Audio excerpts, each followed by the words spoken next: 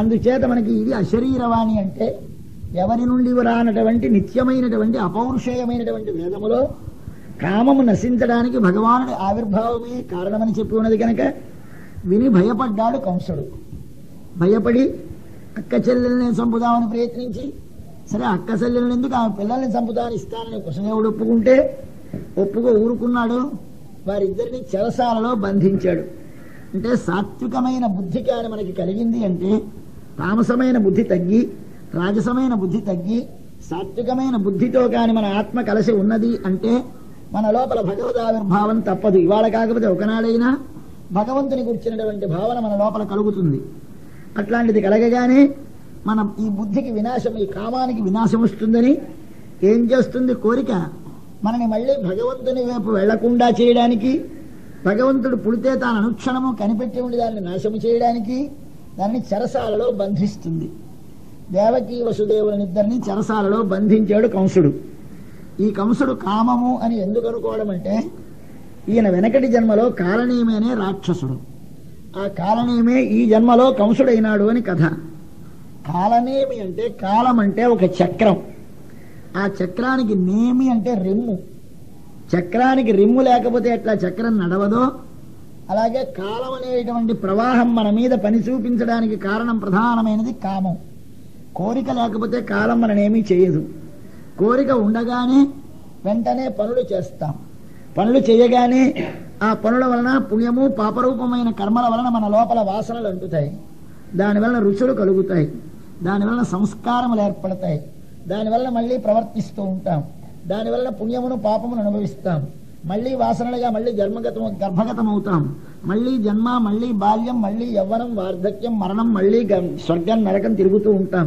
దీనికి అన్నిటికీ మూలము వెనకనున్న కామము. కాబట్టి కామం అనేది అడుగున లేకపోతే రిమ్ములాగు చక్రము ప్రసరించదు కనుక ఈ చక్రానికి నేమి కనుక రిమ్ము కనుక కామాన్ని కాలనేమి అన్నారు.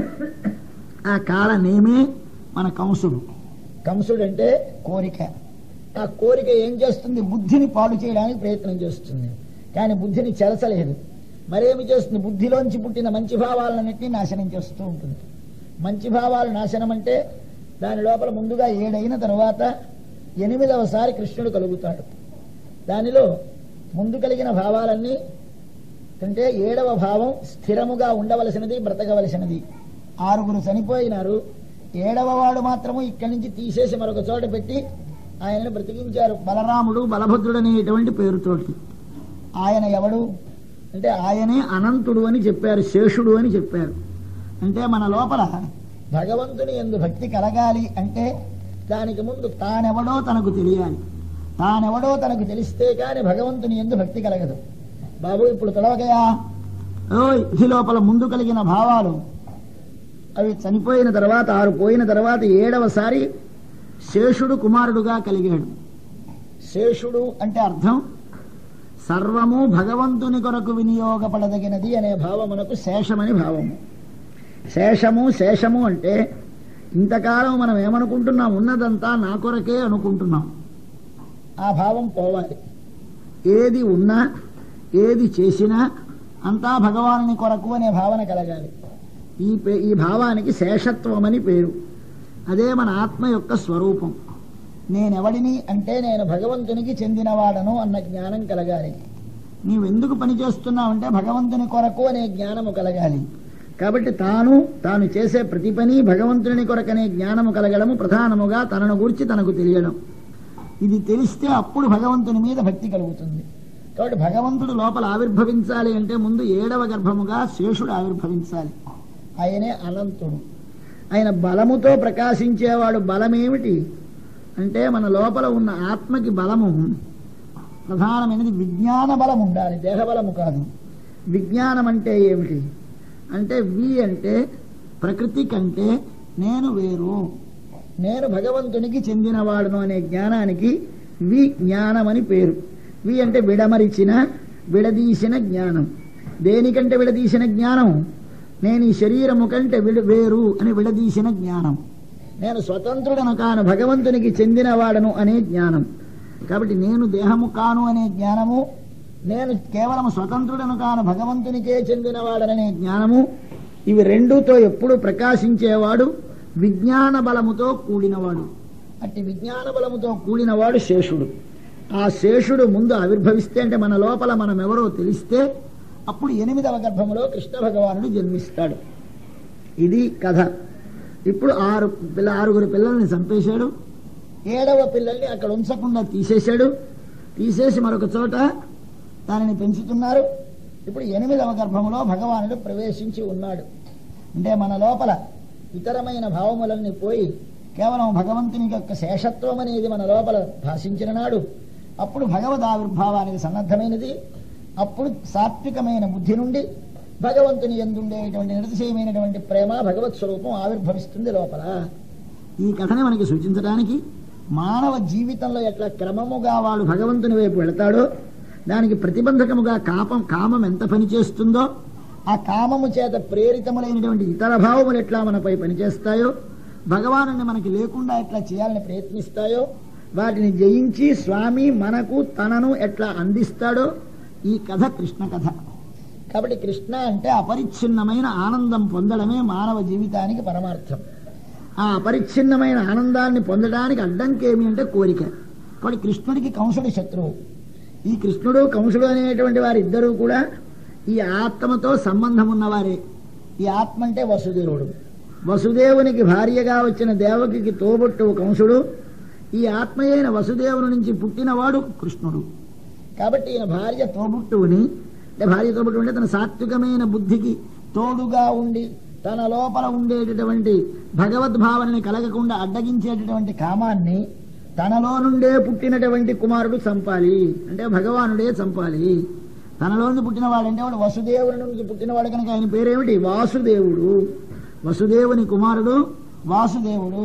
వాసుదేవుడు కంసుని చంపుతాడు. కాబట్టి కంసుడిని వాసుదేవుడు చంపుతాడు. వాసుదేవుడు కృష్ణుడు. ఈయన దొంగతనముగా పెరుగుతాడు. ఇదంతా కథ. ఇంతవరకు వచ్చిన కథలో ఉన్న అర్థాన్ని మనం తెలుసుకున్నాం. ఇక ముందుకు వెళదాం. 8వ గర్భంలో స్వామి ప్రవేశించి ఉన్నాడు. ఇంకా స్వామి ఆవిర్భవించే సమయం వస్తే లోకమంతా ప్రశాంతంగా ఉంటుంది. కాలము యొక్క చెడు మన మీద ప్రసరించదు. ఎప్పుడైతే భగవంతుడు ఈ లోకంలో ఆవిర్భవిస్తున్నాడో అప్పుడు కాలం ఎలాగుందో వర్ణిస్తున్నారు. ఏమిటి? అథ సర్వగుణోపేత కాల పరమశోభన యస్యేవ అజన జన్మర్క్షం శాంతర్క్షగ్రహతారకం. ఆ రోజు కృష్ణుడు ఆవిర్భవించే రోజు. కృష్ణుడు ఆవిర్భవించే రోజున సర్వగుణోపేత, కాలము అన్ని మంచి గుణములతో కూడి ఉన్నదిట. ఆ మంచి గుణములతో కూడి ఉండి అంటే మంగళముగా ఉన్నది, పవిత్రముగా ఉన్నది, సుగంధిలముగా ఉన్నది, ఏ విధమైన చాంచల్యమును కలిగించకుండా ఉన్నది కాలము. ఆ రోజు నక్షత్రం అజన జన్మర్క్షం. అజనుడంటే బ్రహ్మ, బ్రహ్మదేవతగా కలిగినటువంటి నక్షత్రం. బ్రహ్మదేవతగా కలిగిన నక్షత్రం రోహిణి. రోహిణి అనే నక్షత్రంలో స్వామి ఆవిర్భవిస్తాడు. అందుచేత అన్నాడు అజుడు అంటే జన్మలేనివాడు. జన్మలేనివాడు బ్రహ్మ. జన్మలేనివాడు జన్మ ఎత్తే నక్షత్రం ఇది. జన్మలేనివాడు జన్మ ఎత్తే నక్షత్రం అంటే జన్మలేనివాడు భగవంతుడు. ఆయన ఒక రూపముతో ఒక మనుష్యుడుగా ఈనాడు కృష్ణుడు అనే పేరుతో పుట్టబోతున్నాడు కనుక ఆయన పుట్టేటటువంటి నక్షత్రం ఇవాళ అజన జన్మర్క్షం. అది ఈనాటి గొప్పతనం. అయితే దీని లోపల భగవంతుడు పుట్టడమేమిటి అంటే మనల్ని అనుగ్రహించడానికి భగవంతుడు పుడతాడు. భగవంతునికి పుట్టుక ఉన్నదా లేదా ప్రశ్న. భగవంతునికి రూపం ఉన్నదా లేదా ప్రశ్న. భగవంతునికి గుణములు ఉన్నవా లేవా ప్రశ్న. అంటే భగవంతునికి గుణములు ఉన్నవి అని ఉపనిషత్తే చెబుతుంది, లేవని ఉపనిషత్తే చెబుతుంది. భగవంతునికి పుట్టుక ఉన్నది అని ఉపనిషత్తు చెబుతుంది, లేవు అని ఉపనిషత్తు చెబుతుంది.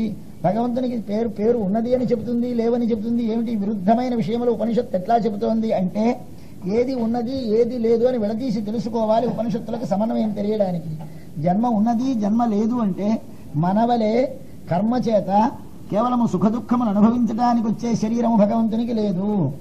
ఉన్నది అంటే తన భక్తులను తనను ఆశ్రయించిన వారిని అనుగ్రహించడం కోసమని తనంత తాను స్వీకరించినటువంటి శరీరములు ఉన్నవి. అలాగే ఆయనకి గుణములు ఉన్నవి లేవు. ఏ గుణములు ఉన్నవి ఏ గుణములు లేవు. భగవంతునికి మనవలే సత్వరజస్తమో గుణములు కానీ ముసలితనము చావు మొదలైన గుణములు కానీ లేవు.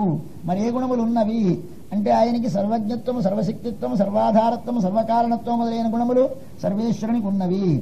అలాగే స్వామికి పేరున్నదా లేదా? ఉన్నది లేదు. ఏ పేరున్నది ఏ పేరు లేదు. మనవలే శరీరమునకు పెట్టినటువంటి పేర్లు దేవుడు, మనుష్యుడు లేదా మరొక ఆచార్యులు, మరొక ప్రతి శాస్త్రి పేర్లేమి ఆయనకి లేవు. మరి ఏ ఉన్నాయి? ఆయన యొక్క స్వరూపాన్ని, రూపాన్ని, గుణాలని తెలియజేసే పేర్లు మాత్రమే ఉన్నవి ఆయనకి. ఈ విధమైనటువంటి సర్వేశ్వరుని యొక్క గుణములను గురించి, నామములను గురించి, రూపములను గురించి, జన్మలను గురించి అనేకమైన అభిప్రాయములు ఉపనిషత్తులో చెప్పారు కనుక అట్టి స్వామి ఇవాళ జన్మించేటువంటి నక్షత్రము రోహిణి నక్షత్రము. ఆనాడు శాంత అర్క్ష గ్రహ తారకం. లోపల ఉండేటువంటి నక్షత్రములు, ఆకాశం మీద నక్షత్రములు, గ్రహములు కూడా చాలా ప్రశాంతముగా ఉన్నాయి. వేటికి కూడా ఏ విధమైన దోషాలు లేకుండా దిక్కులన్నీ నిర్మలములుగా ఉన్నాయి.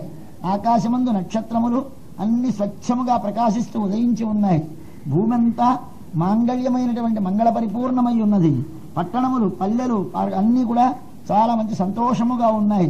నదులన్నీ నిర్మలమైన జలములు కలవై ఉన్నాయి. మడుగులలో తామర పువ్వులు ప్రకాశిస్తున్నాయి. మంచి చల్లని శరీరములకు సుఖమును కలిగించేటువంటి గాలులు వీస్తున్నాయి. ఆ గాలి పవిత్రముగా వీస్తోంది. ఆ గాలి చాలా మంచి వాసనలతో వీస్తోంది. బ్రాహ్మణులు హోమము చేసే అగ్నిహోత్రులు చాలా శాంతముగా, ఊర్ధ్వముగా, దక్షిణముగా, ప్రదక్షిణముగా మీదకి అర్చులు వస్తున్నాయి. దాని నుండి తరువాత మంచివారి యొక్క మనసులన్నీ ఏమీ కలత లేకుండా ప్రశాంతముగా ఉన్నాయి మనసులన్నీ ఆనాడు.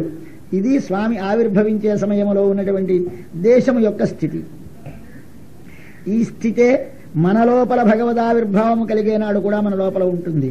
ఇది భగవంతుడు పైన ఆవిర్భవించడం, భగవంతుడు మనలో ఆవిర్భవించడం రెండు భావించాలి. భగవంతుడు పైని సాక్షాత్ ఒక రూపముతో దేవకీ వసుదేవులకు బిడ్డడుగా ఆవిర్భవిస్తున్నాడు చెరసాలలో. మన లోపల ఈ చెరసాల అనేటటువంటి శరీరములో, ఈ బంధములో ఉన్నటువంటి ఆత్మకు సాత్వికమైన బుద్ధితో కలిసి ఉన్నవాని నుండి మనకి ఒక భగవద్ ఆవిర్భావం కలుగుతుంది. కొంతకాలం మనకు ఏనాడో భగవంతుడు మనను అనుగ్రహించిన నాడు మన లోపల ఉన్నటువంటి ఆసురభావమును నశింపజేసి సాత్వికమైన దైవీ సంపదని పెంపొందించడానికి భగవానుడు మన నుండి ఆవిర్భవిస్తాడు. ఆనాడు ఏమవుతుంది?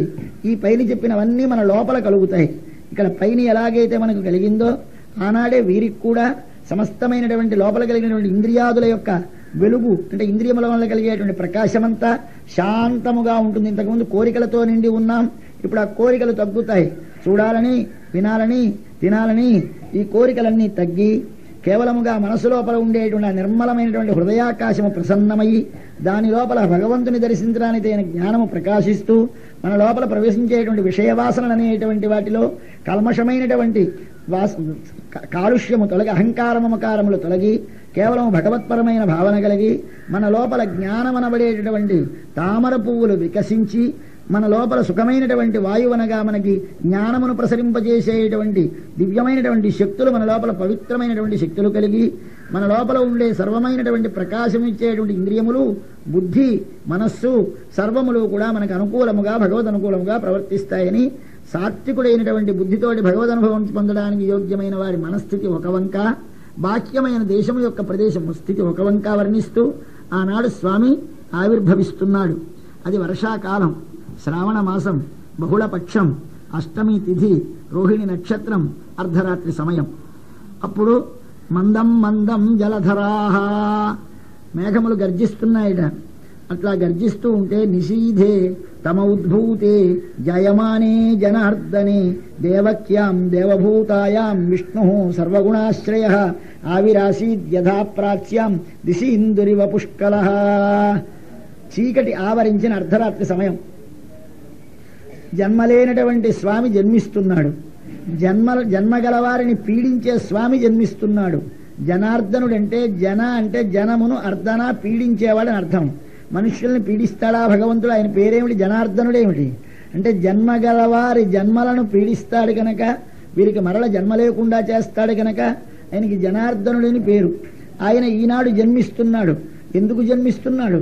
ఆయన జన్మిస్తే ఆయన మనకు శ్రేయస్సును కలిగిస్తాడు. ఈ యొక్క ఆవిర్భావ సమయం అర్ధరాత్రి సమయంలో స్వామి ఆవిర్భవిస్తున్నాడు. ఇది బాహ్యముగా వర్షాకాలము, ఆంతరముగా వర్షాకాలము. బాహ్యముగా రాత్రి, ఆంతరముగా రాత్రి రెండు రావాలి. భావన మనం చూసుకోవాలి ఒకసారి. స్వామి వర్షకాలంలో జన్మిస్తున్నాడు. వర్షకాలంలో జన్మించడం ఏమిటి అంటే మన లోపల ఒక వర్షకాలం ఉంటుంది. బయట ఎలా వర్షకాలం ఉందో లోపల ఎలా వర్షకాలం ఉంటుంది. బయట ఉండే వర్షకాలం ఆకాశం మీద మబ్బులు కమ్ముతాయి, సూర్యుడు ప్రకాశించడు, జిడజిడమని చిరుకులు పడుతూ ఉంటాయి, దారి తెలియదు. ఇదే స్థితి లోపల కూడా. లోపల ఉండే మబ్బు ఏమిటి? అవివేక ఘనంధదిముఖే. లోపల అవివేకం అనే మబ్బు కమ్మేస్తుంది. అవివేకము అంటే, వివేకం అంటే విడతీసుకునుట, అవివేకం అంటే విడదీసుకొనలేకపోవుట. రెండు కలిసి ఉన్నాయి. ఈ రెండింటినీ విడదీయలేని స్థితి మనది. దేహము ఆత్మ రెండూ కలిసి ఉన్నాయి. రెండింటిని విడదీయలేము. ఎందుచేత దేహాన్ని చూస్తే ఇది ఎప్పుడు ఉంటుందేమో అనిపిస్తుంది, ఆత్మ ఉన్నది లేనట్టు కనిపిస్తుంది. చీకటికి ఉన్న గొప్పతనం ఏమిటంటే ఉన్నది లేనట్టు కనిపిస్తుంది. కాబట్టి మన లోపల ఉన్న ఆత్మవస్తువుని కనపడకుండా దాచేస్తుంది, కప్పేస్తుంది శరీరం. అలాగే ఈ లోపల ఉన్నటువంటి ఆత్మవస్తువు కనపడకపోగా ఈ పైనున్నటువంటి దీని యొక్క దుర్గుణములన్నీ మనకు కనపడవు. ఇది నశించిపోయేదని కానీ, ఇది క్షణములో పోతుందని కానీ, ఇది అనిత్యమని కానీ మనకేమీ తెలియదు. కాబట్టి దేహములో ఉండేటువంటి అనిత్యత్వము కానీ అశుచిత్వము కానీ మనకేమీ తోచకుండా ఇది నిత్యము పవిత్రము, ఇది మనకు ఎప్పుడు ఉండవలసినదనే బుద్ధి దీని ఎందుకు కలుగుతుంది? లోపల ఉన్న ఆత్మ ఉన్నదే లేనట్టుగా తోస్తుంది. అటువంటి స్థితి మనకు కలిగించేది అవివేకం. ఆ అవివేకం అనేటువంటి మబ్బు ఆవరించింది మన హృదయం అనేటటువంటి ఆకాశములో. ఆ హృదయం అనే ఆకాశములో ఆ మబ్బు ఆవరించగానే ఏమవుతుంది? దుఃఖములనేటువంటి వర్షములు పడతాయి. ఆ వర్షములే ఆధ్యాత్మిక, ఆధిభౌతిక, ఆధిదైవికములని 3 వర్షాలు పడుతూ ఉంటాయి ఎప్పుడూ జడజడమని. ఆ దుఃఖములు అంటే ఏమిటి? శరీరానికి రోగాలో, మనస్సుకి బెంగలో, ఇరుగు పొరుగుల వారితోటి, జ్ఞాతులతోటి, పాములతోటి, పురుగులతోటి, పెద్ద పురుగులతోటి బెడదలో, లేదా పైనుంచి వచ్చేటువంటి పిడుగులు, ఉరుములు, ఉప్పెనలు, వర్షాలు, వీటి వలన మనం ఎప్పుడూ బాధలే పడుతూ ఉంటాం. ఇవి దేనివల్ల వచ్చాయి?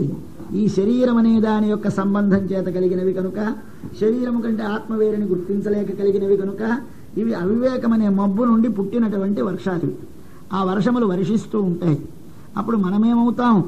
దారి తెలియదు, ఎటు వెళ్లాలో తెలియదు. మనం బయలుదేరినది ఒక ప్రయాణం కోసం బయలుదేరాం, ఒక చోటికి వెళ్ళాలని. కానీ మబ్బు కమ్మేసింది, ఎటు దారి తెలియక వెళ్ళకూడని దారిని వెళ్ళిపోతున్నాం. అందుచేత మనకి ఈ అవివేక ఘనంధదిముఖే బహుధా సంతత దుఃఖ వర్షిణి భగవన్ భవదుర్దినే పథస్ఖలితం మామవలోకయ. తండ్రి, దారి తప్పిపోయి ఒకవైపు వెళ్ళటానికి బయలుదేరిన నేను మరొక వైపు వెళ్ళిపోతున్నాను గనక నీవే దారి చూపించు అని ప్రార్థిస్తాడు ఒక భక్తుడు. అలాగా మనకు కూడా అర్ధరాత్రి సమయములో దారి తప్పి వెళ్ళవలసినటువంటి రథము వెళ్ళవలసిన భగవానుని వైపు వెళ్లకుండా ఇతరమైన లౌకిక విషయముల వైపు వెళుతూ ఉంటే ఆయన లోపల ఆవిర్భవిస్తాడు గనక అర్ధరాత్రి వంటి అజ్ఞానమావరించి ఆధ్యాత్మికాధిభౌతికాది దుఃఖములు వర్షిస్తూ ఉంటే ఈ వర్షించేటువంటి సమయములో రాత్రి వేళ స్వామి ఆవిర్భవిస్తాడు. రాత్రి అంటే అజ్ఞానపూరితమైనటువంటి ఒక జన్మలో ఎన్నో జన్మలెత్తాం, ఎన్నో రాత్రులు గడిచే. కానీ కృష్ణుడు పుట్టిన రాత్రి ఒక్క రాత్రి. కృష్ణుడు పుట్టకముందు ఎన్ని రాత్రులు గడవలేదు, ఎన్ని నెలలు గడవలేదు. ఆ నెలలలో స్వామి ఎట్లా జన్మించడో అట్లాగే శ్రావణ మాసములో బహుళ అష్టమి నాడు ఆవిర్భవించినట్టుగా మనలో ఎప్పుడో కొన్ని జన్మలు గడిచిన తర్వాత ఒక్కొక్క రాత్రి ఒక్కొక్క జన్మ, ఇట్లాంటి జన్మలు కొన్ని వేలు కోట్లు గడిచాయి. ఇన్ని జన్మలలో ఎప్పుడూ స్వామి ఆవిర్భవించలేదు. ఇవాళ స్వామి ఆవిర్భవిస్తున్నాడు. ఆ రాత్రి ఎందుకు ఆవిర్భవిస్తున్నాడు? ఆయన మన లోపల ఇంతకాలం ఆవరించి ఉన్న జన్మని నాశనం చేయడానికి ఆవిర్భవిస్తున్నాడు. ఆయన పుడితే కాని మన పుట్టుక పోదు. ఆయన మన లోపల పుడితే కాని మన పుట్టుక పోదు. ఆయన మన లోపల దర్శనమిస్తే ఆయన ఉన్నాడని తెలిస్తే పుట్టుక అంటే మళ్లీ శరీరంతో సంబంధానికి పుట్టుకని పేరు. మళ్లీ మనకు శరీరంతో సంబంధం పోవాలి అంటే మన లోపల ఉన్నవాడు ఉన్నాడని మనకు తెలియాలి. కాబట్టి మన లోపల ఉన్నవాడు మనకు ఉన్నాడని తెలియడమే ఆయన పుట్టడం. మన శరీరం పోవడం అంటే మళ్లీ మనకి పుట్టుక లేకపోవడమే నశించిపోవడం. అట్లాగా అజనే జన్మలేనటువంటి స్వామి జయమానే పుడుతూ ఉంటే ఎవరి ఎందుకు పుడుతున్నాడు? దేవక్యాం దేవభూతాయాం, దేవతా స్వరూపిణి అయినటువంటి దేవకీదేవి ఎందు జన్మిస్తున్నాడు. దేవభూతాయాం అంటే ప్రకాశమయమైనటువంటి సాత్వికమైనటువంటి మన బుద్ధిలో స్వామి ఆవిర్భవిస్తున్నాడు. ఇప్పుడు ఆవిర్భవిస్తూ ఉంటే విష్ణు సర్వగుణాశ్రయ, ఎట్లాంటి స్వామి ఆవిర్భవిస్తున్నాడు? అంతటా వ్యాపించి ఉన్నవాడు ఒకచోట కనపడుతున్నాడు. అంతటా లేడా భగవంతుడు? ఒక్క మన మనస్సులోనే ఉన్నాడా? మన బుద్ధిలోనే ఉన్నాడా? ఒక వస్తువులోనే ఉన్నాడు? అంతటా ఉన్నాడు. కానీ అంతటా ఉన్న దానిని మనము గుర్తించలేము. ఒక చోట ఉన్నది మనకు ఉపయోగము, కానీ అంతటా ఉన్నది ఉన్నది అని తెలుసుకుందికే. అంతటా లేకపోతే మన లోపల ఆయన బయటపడడు. కానీ అంతటా ఉన్నవాడిని కాదు, ఒక చోట ఉన్నవాడిని చూడాలి. ఎలాగూ అంటే పాలల్లో నెయ్యి ఉందా లేదా? ఉన్నది. పాలల్లోంచే నెయ్యి వస్తోంది. ఆ నెయ్యి ముందు వెన్న, వెన్నకి ముందు మీగడకు ముందు పాలల్లోనే ఉంది అంతా. కానీ పాలగా తీయగానే పాలల్లో నెయ్యి ఉంది కదా అని మనం ఎవరం గుర్తించలేము, మనకది దొరకదు. నేతి గుణము వేరు, పాల గుణము వేరు. పాలతోటి హోమం చేస్తే ఆరిపోతాయి, నేతితో హోమం చేస్తే ప్రజ్వలిస్తుంది. అందుచేత ఈ నేతిని పాల నుండి వేరుగా తీసి చూడాలి. అలాగే భగవత్తత్వం అనేది అంతటా వ్యాపించి ఉన్నది. తన భక్తులను అనుగ్రహించడానికి, వారిలో ఉన్నటువంటి ఆత్మవస్తువుని తనను ప్రకాశింపచేయడానికి విష్ణువు ఆయన ఏం చేస్తాడు, ఒక చోట ఆవిర్భవిస్తాడు. ఆయన ఎటువంటి వాడు? సర్వగుణాశ్రయ. ఆయన సమస్తమైన గుణములకు ఆశ్రయమైన వాడు. ఏమిటి ఆ సమస్త గుణములు అంటే, భగవంతునికి 2 రకముల గుణములు ఉన్నాయి. మనం ఆశ్రయించడానికి ఆయన సులభముగా ఉండాలి. మన చేత ఆశ్రయింపబడితే మన పనులు చేయాలి. చేయగలిగిన వాడు కాకపోయినా ప్రయోజనము లేదు, మనం ఆశ్రయించడానికి వీలుగా లేకపోయినా లాభం లేదు. కాబట్టి భగవానుడు ఇప్పుడు ఎలా పుడుతున్నాడు? పరత్వము, సౌలభ్యము అనే 2 గుణములతో కూడి పుడుతున్నాడు. భగవానుడా కాదు, పసిపిల్లడు పుడుతున్నాడు. పుట్టేవాడు పిల్లడా కాడు, భగవానుడు పుడుతున్నాడు. భగవానుడు పిల్లడుగా పుడుతున్నాడు. పిల్లడుగా మారిన భగవానుడు పుడుతున్నాడు. ఏమిటి అనుకోవడం? తల్లి తండ్రి చూస్తే పిల్లడు అనుకోవాలో తెలియదు, భగవంతుడు అనుకోవాలో తెలియదు. చతుర్భుజములతో, శంఖచక్రములతో, పీతాంబరముతో, కౌస్తుభముతో, పనమాలతో స్వామి పుడతాడు. చూస్తే చిన్న పిల్లడు, అప్పుడే పుట్టిన పిల్లడు ఎంత ఉంటాడు అంతే ఉన్నాడు. అంతవాడికి చతుర్భుజాలు, శంఖచక్రాలు, అంతవాడు కూర్చో మాటలు. ఏమిటి ఇవన్నీ చూస్తే భగవంతుడు అనుకోవాలి.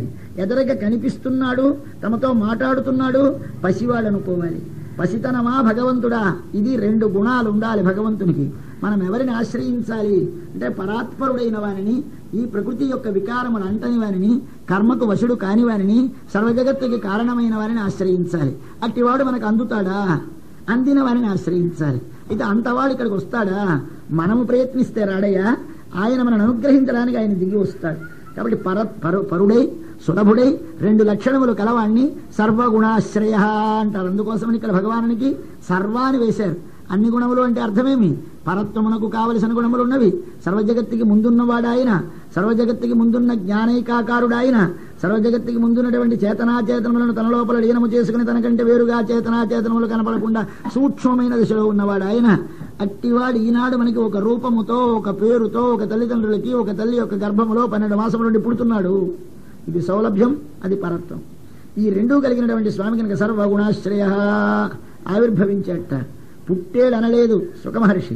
పుట్టేడనడానికి భయపడ్డాడే, భగవంతుడు పుట్టడం ఏమిట్రా అని ఆవిరాసీత్ అన్నాడు. ఆవిర్భావం అంటే అంతకుముందు ఉన్న వస్తువే ఒక చోట బయట కనబడితే, ఇక్కడ ఏదో ఆయిల్ పడ్డది, ఇక్కడ ఏదో రత్నాలు పడ్డాయి, ఇక్కడ బంగారం పడ్డదంటారు కానీ పుట్టింది అనరు. ఏమంటే ఇక్కడ బంగారం పడ్డది, ఇక్కడ ఆయిల్ పడ్డది అని, పడ్డమేమిటి పుట్టిందనద్దా అంటే పుట్టలేదయా. పుట్టడం అంటే లేనిది వస్తే పుట్టడం. ఇది లేనిది కాదు, ఉన్నది. ఇంతకాలం మరుగుపడి ఉన్నది, ఇప్పుడు ఒకసారి ఆ మరుగు తొలగి వెలుగుకు వచ్చింది. అట్లాగానే కృష్ణ భగవానుడు అంతటా ఉన్నవాడు, అన్నిటిలోనున్నవాడు. దేవకీ వసుదేవులను అనుగ్రహించడానికి తాను వారి ఎదుట కనబడ్డాడు, కానీ లేనివాడు పుట్టలేదు. కాబట్టి ఆయన ఆవిరాసీత్. ఎలాగూ దానికి ఒక దృష్టాంతం ఇస్తున్నారు. తూర్పు దిక్కున చంద్రుని వలె. చంద్రుడు రోజు రాత్రి వేళ తూర్పు దిక్కున కనిపిస్తాడు. కనిపిస్తే తూర్పు దిక్కున పుట్టేడా? లేదు.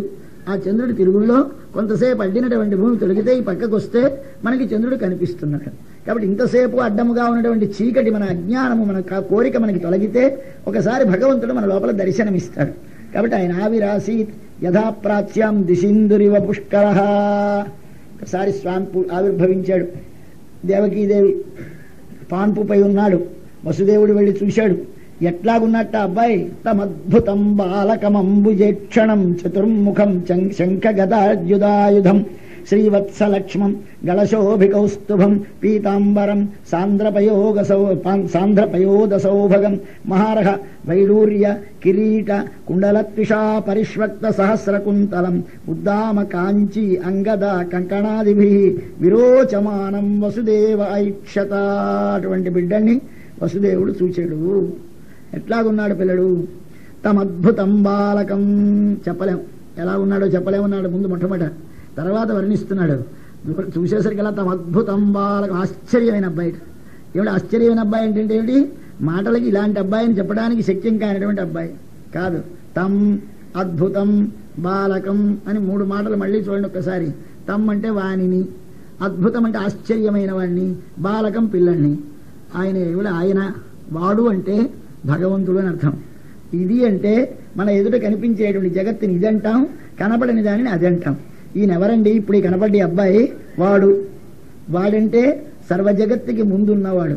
నారాయణ ఏవ, నారాయణుడే తప్ప మరొకటి ఏమీ లేవు. ఈ దిక్కులు లేవు, ఈ విదిక్కులు లేవు, ఈ దేవతలు లేరు. నా బ్రహ్మానేశాన, ఒక్కడే ఉన్నాడు అన్నప్పుడు ఉన్నటువంటి వాడు ఆయన పేరు ఏమిటి చెప్తారు? సహా తతు అంటారు దానిని.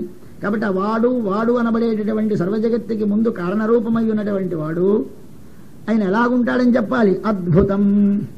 భగవద్గీత చెప్తుంది, ఆత్మతత్వమును తెలుసుకున్నటువంటి వారు ఏమని తెలుసుకుంటారండి అంటే, ఆశ్చర్యవత్ పశ్యతి కశ్చిదేనం ఆశ్చర్యవద్ వదతి తథైవ చాన్యః ఆశ్చర్యవత్ కశ్చిదన్య శృణోతి శ్రుత్వాప్యేనం వేదన చైవ కశ్చిత్. ఒకడు చూస్తాట ఆత్మతత్వాన్ని, ఎలాగుందయ్యా అంటట. చూసినప్పుడు వాడు చెప్పలేదు ఆశ్చర్యవత్ పశ్యతి, చూస్తాడు. అలాగే వాడు చెబుతాడు, ఏమని చెబుతాడు? ఏ ఉంటానో అంటాడు, కానీ ఇది అని చెప్పలేట. ఆశ్చర్యవద్వదతి. మరొకడు వింటాట, ఏమని వింటాడు? ఆశ్చర్యవత్ కశ్చిదన్య శృణోతి, వాడు ఆశ్చర్యంగా వింటాట. మరొకటి విన్నాడు, ఏమయ్యా విన్నావు, ఏమిటి చెప్పంటే శ్రుత్వాప్యేనం వేదన, నాకేం తెలియలేదు. కాబట్టి భగవత్తత్వం ఏమిటి? ఆహ్ అనిపించేది. ఆశ్చర్యం అంటే ఆహ్ అనడం, ఆహ్ అనిపించాలి. అది చూసేసరికి ఏమిటి ఆహ్ అనేస్తే చెప్పడానికి శక్యము కానిది అని అర్థం. అటువంటి విచిత్రమైనటువంటి వాచామగోచరమైనటువంటి మన మనస్సుకి వాక్కి అందనటువంటి ఒక దివ్యమైనటువంటి స్వామి ఏమైనా ఇప్పుడు బాలకం తమద్భుతంలో పరత్వం, బాలకం సౌలభ్యం, తమద్భుతం బాలకం. పసిపిల్లలే వచ్చాడు. పసిపిల్లలే వచ్చినటువంటి వాడు ఎవడైనా పెద్ద అంతేసి కళ్ళున్నాయిట. అంబుజేక్షణం రాగానే భగవంతుడు అని అర్థం. పుండరీకాక్షుడు అనే పేరు భగవంతునికి ఒక్కనికే, మరెవరికీ లేదు. అంబుజం అంటే పుండరీకము, తామరపు. అటువంటి నేత్రములు గలవాడుగా పిల్లడు కనిపించేట. సాక్షాత్ భగవత్ స్వరూపం నిర్ణయం చేయాలి. భగవంతుని నిర్ణయించేటప్పుడు దేనిని బట్టి నిర్ణయం చేయాలంటే నేత్రములను బట్టి నిర్ణయం చేయాలని, సూర్యమండలంలో ఉన్నటువంటి స్వామిని మనం ఉపాసన చేసేటప్పుడు ఎలా ఉపాసన చేయాలండి అని చెబితే దానికి ఉపనిషత్తు చెప్పింది. ఒక బంగారు రంగులో ఉంటాడు సూర్యమండలంలో ఉండే పురుషుడు. ఆయన బంగారము వంటి, అంటే బంగారం ఎట్లా మనకి చూసేసరికి చూడాలి కావాలనిపిస్తుందో అటువంటి కేశములు, అటువంటి గడ్డములు, అటువంటి ఆభరణములు, అటువంటి పాదములు, వీటితో స్వామి ఉంటాడని చెప్పి ఆయన విశాలమైన అప్పుడే ఉదయించిన సూర్యుని చేత వికసింపచేయబడిన లోతైన నీటిలో నిలిచిన లావైన కాడపై నీటిపైకి తేలి నిలిచినటువంటి తామర పువ్వును పోలి ఉంటాడని చెప్పింది. గంభీరాంభ సముద్భూత సుమృష్ట నాళ సద్యో రవికర వికసిత పుండరీక దళ అమల ఆయతేక్షణుడు అని ఆయనకు ఒక పెద్ద పేరు పెట్టారు. అంటే అప్పుడే ఉదయించిన సూర్యుని చేత వికసింపచేయబడాలి ఆయనే. ఆ లోపల అడుగు దట్టమైన కాడ మీద నిలకపోతే కాడ తీసేస్తే పువ్వు వాడిపోతుంది. ఆ కాడున్నా నీరు నిండా ఉండకపోతే కాడ వాడిపోతుంది. కాబట్టి లోతైన నీటిలో లావైన కాడపై నిలిచి అప్పుడే ఉదయించిన సూర్యుని చేత వికసింపచేయబడినటువంటి ఎర్ర తామర పువ్వును పోలిన నేత్రములు గలవాడు స్వామి అని మనకు ఉపనిషత్తులలో చెప్పిందని భగవద్ రామానుజుల వారు మనకి ఈ శృతికి అర్థం చెప్పారు. అటువంటి వాడు గనక పుండరీకాక్షుడనే పేరు భగవంతునికి పేరు. అందుచేతనే సూర్యమండలాంతర్వర్తి అయినటువంటి పురుషుడిని మనం ధ్యానం చేస్తున్నాం గనక మన లోపల ఏమైనా దోషములుంటే నేల మీద ఎక్కడైనా ఏమున్నా, తడిన్నా, చేమున్నా, తెమ్మున్నా సూర్యుడు దయించగానే అన్నీ పోతాయి. కాబట్టి ఎండ తగలగానే ఏమైపోతుంది? అంతా పవిత్రమైపోతుంది. అలాగే మనం కూడా అపవిత్రంగా ఉంటే ఏం చేయాలి? ఒకసారి నీళ్లు చేతిలో వేసుకొని పుండరీకాక్ష అని మీద చల్లుకోవాలి. చల్లుకుంటే అపవిత్ర పవిత్రోవా సర్వావస్థాం గతోపివా యస్మరేత్ పుండరీకాక్షం సబాహ్యాభ్యంతర శుచి. కాబట్టి మనం సంధ్యావందనం చేసుకునే ముందు ఏమో నిజంగా మడిగా ఉన్నామో లేదో, ఈ కట్టుకున్న బట్ట ఎలాంటిదో, ఎలాగున్నామో అని మన వాళ్ళు ఏమిటి చెప్పారంటే, నాయనా నువ్వు మడిగా ఉన్నావో లేదో బెంగలేదు, కాస్త నీళ్లు తీసి అపవిత్రోవా అని మీద చల్లుకొని అప్పుడు సంధ్యావందనం ప్రారంభించమన్నారు. ఎందుచేత పుండరీకాక్ష అంటే పాపములు పోతాయి. ఎలా పోతాయండి? పుండరీకాక్ష అనే పేరు సూర్యమండలంలో ఉన్నవాని పేరు. సూర్యమండలం ఎండ తగిలితే ఎలాగైతే భూమి మీద ఉన్నటువంటి సమస్తమైనటువంటి దోషములు పోతాయో అలాగే పుండరీకాక్ష అనే నామాన్ని మన లోపల ఉచ్చరిస్తే మన లోపల పాపాలన్నీ పోతాయి. అందుచేత మనకి ఇక్కడ తమద్భుతం బాలకం అంబుజేక్షణం. ఇంకా భగవంతుని యొక్క చిహ్నములలో మరొకటి చతుర్భుజం, 4 భుజములున్నాయి. ఈ 4 భుజములు స్వామికి ధర్మార్థ కామ మోక్షములనే 4 పురుషార్థములు ఇవ్వడం కోసమని స్వామి 4 చేతులు పెట్టుకున్నట్ట. అందరి కోరికలు తీర్చేవాడిని నేనే, మీకు కామము కావాలన్నా ఇచ్చేవాణ్ణి నేనే, డబ్బు కావాలన్నా ఇచ్చేవాణ్ణి నేనే, మీ ధర్మమును ఆచరింపచేసేవాణ్ణి నేనే, మోక్షమును ఇచ్చేవాణ్ణి నేనే అని 4 విధముల పురుషార్థములు మానవులకు కావలసిన ఉన్నాయి కనుక ఈ 4 పురుషార్థములను తాను ఇవ్వాలి కనుక ఇవ్వడానికి వాడు ధర్మం అడిగితే వీడు కామం అడిగితే ఉండ్రా అందరికి 1000 చేతులున్నాయా వడ్డించొద్దా అని తల్లి దెబ్బలాంటి దెబ్బలాడక్కర్లేకుండా అబ్బాయి ధర్మాల క్యూ ఒక చెయ్యి, అర్థాల వారికి ఒకటి, కామం వారికి ఒకటి, మోక్షం వారికి ఒకటి ఉంటే కానీ పాపం మా వాళ్ళ దగ్గరికి వచ్చినప్పుడు లేదంటానేమో అని స్వామి చతుర్నాం పురుషార్థానాం దాతా దేవశ్చతుర్భుజ అంటారు. 4 రకాల పురుషార్థములను ఇవ్వడానికి స్వామి 4 భుజములు కలిగిన వాడై ఉన్నాయట కనుక చతుర్భుజం. శంఖ గద అరి ఆయుధములు కలవాడైనట స్వామి.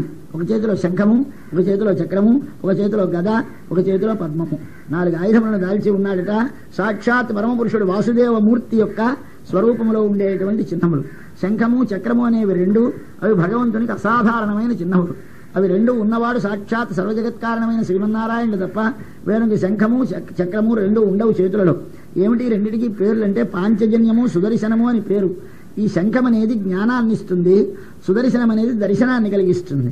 మనకి చూపించేది కనుక దాని పేరు సుదర్శనం. చీకటి అడ్డముగా ఆవరించి ఉంది, ఆ చీకటికి వెనకాల ఉన్నటువంటి భగవంతుడిని చూపించడానికి చీకటిని ఛేదించాలి. ఈ చీకటిని ఛేదించేది మన శంఖ చక్రం. ఆ లోపల స్వామిని చేరినప్పుడు ఆయనని పరిపూర్ణముగా మనం అర్థము చేసుకుందికి, ఆయన అవగాహన చేసుకుందికి మనకు సాయపడేది శంఖము. కాబట్టి శంఖం ఏమి చేస్తుంది?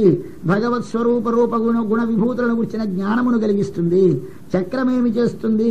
మనకు భగవంతుడు కనిపించడానికి అడ్డముగా ఉన్నటువంటి అజ్ఞానం అనేటువంటి చీకటిని పారద్రోలుతుంది.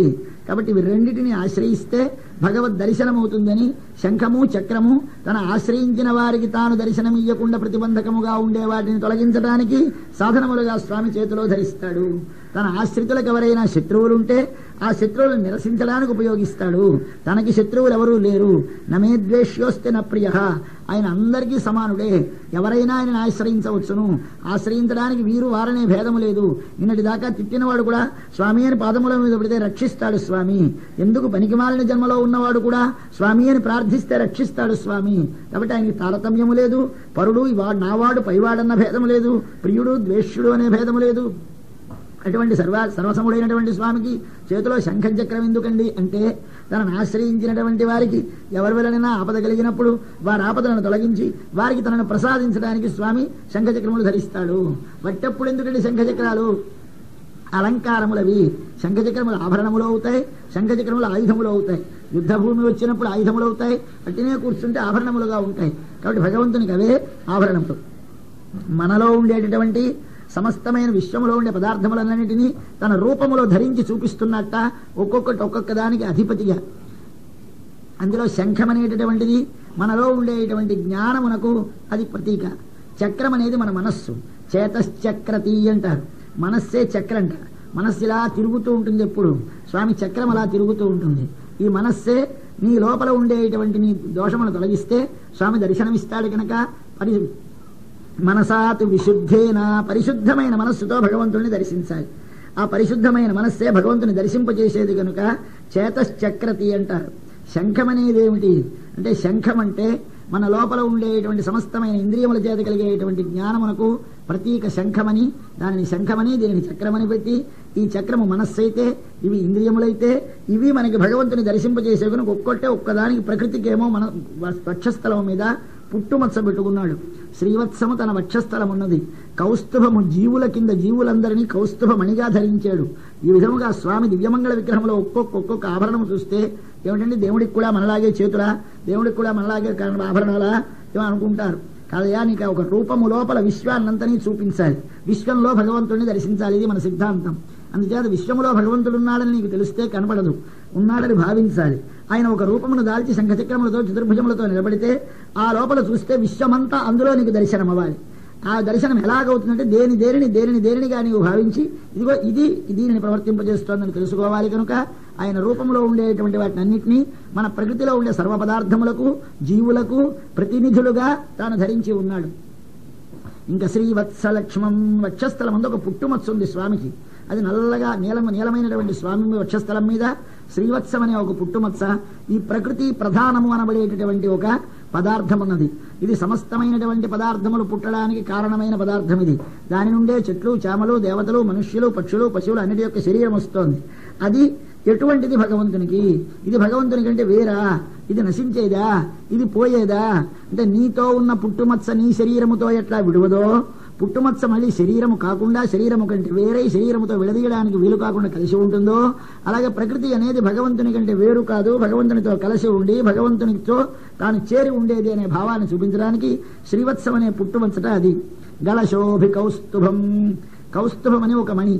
ఈ మణి స్వామి యొక్క వక్షస్థలం అందు ప్రకాశిస్తూ ఉంటుంది. మనను సముద్రం మధించినప్పుడు దాని నుంచి వచ్చింది, దానిని స్వామి తను ధరించాడు. ఈ కౌస్తుభము సహజముగా ప్రకాశము గలది. భగవానుడు స్వయముగా ప్రకాశము గలవాడు.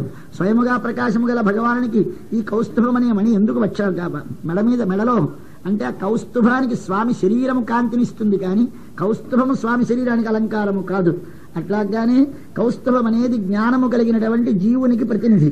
ఈ జీవులందరూ ఎందరో ఉన్నారు జీవులు, ఇందరు జీవులు స్వామిని ఎప్పుడు విడవకుండా స్వామితోనే చేరి ఉండేవారు అనే భావము కలగాలి. దానికోసమని శ్రీవత్సం అంటే ప్రకృతి, కౌస్తుభం అంటే జీవులు, వీరిద్దరూ భగవంతుని నుంచి విడదీయడానికి వీరు చేరి ఉండేవారు. ఇంకా పీతాంబరం, పచ్చని వస్త్రం ధరిస్తాడు స్వామి. ఆ పచ్చని వస్త్రం ధరించడము ఆయన యొక్క దిక్కులన్నీ ఆకాశమంతా ఉన్నదే ఇదంతా ఆయన యొక్క వస్త్రముగా భావిస్తారు. ఆ వస్త్రములుగా భావించినటువంటి దాని అంతటి మొత్తం విశ్వమునంతని ఒకసారి ఒక రూపములో దర్శింపజేస్తాడు స్వామి. తన రూపాన్ని విశ్వము లోపల దర్శింపజేస్తాడు. అప్పుడు పాతాళమును కాలుగా భావించాలి. మొత్తం అంతా చూసినప్పుడు విరాట్ రూపాన్ని దర్శనం చేసినప్పుడు ఒక మూర్తిని భగవానుని భావన చేసి హృదయంలో దర్శనం చేయాలి. చతుర్భుజములతో, శంఖచక్రములతో, పీతాంబరముతో, కౌస్తుభముతో, శ్రీవత్సముతో స్వామిని దర్శనం చేసినప్పుడు స్వామి యొక్క మూర్తి లోపల విశ్వమంతా ఎట్లా లీనమై ఉన్నదో భావన చేయాలి.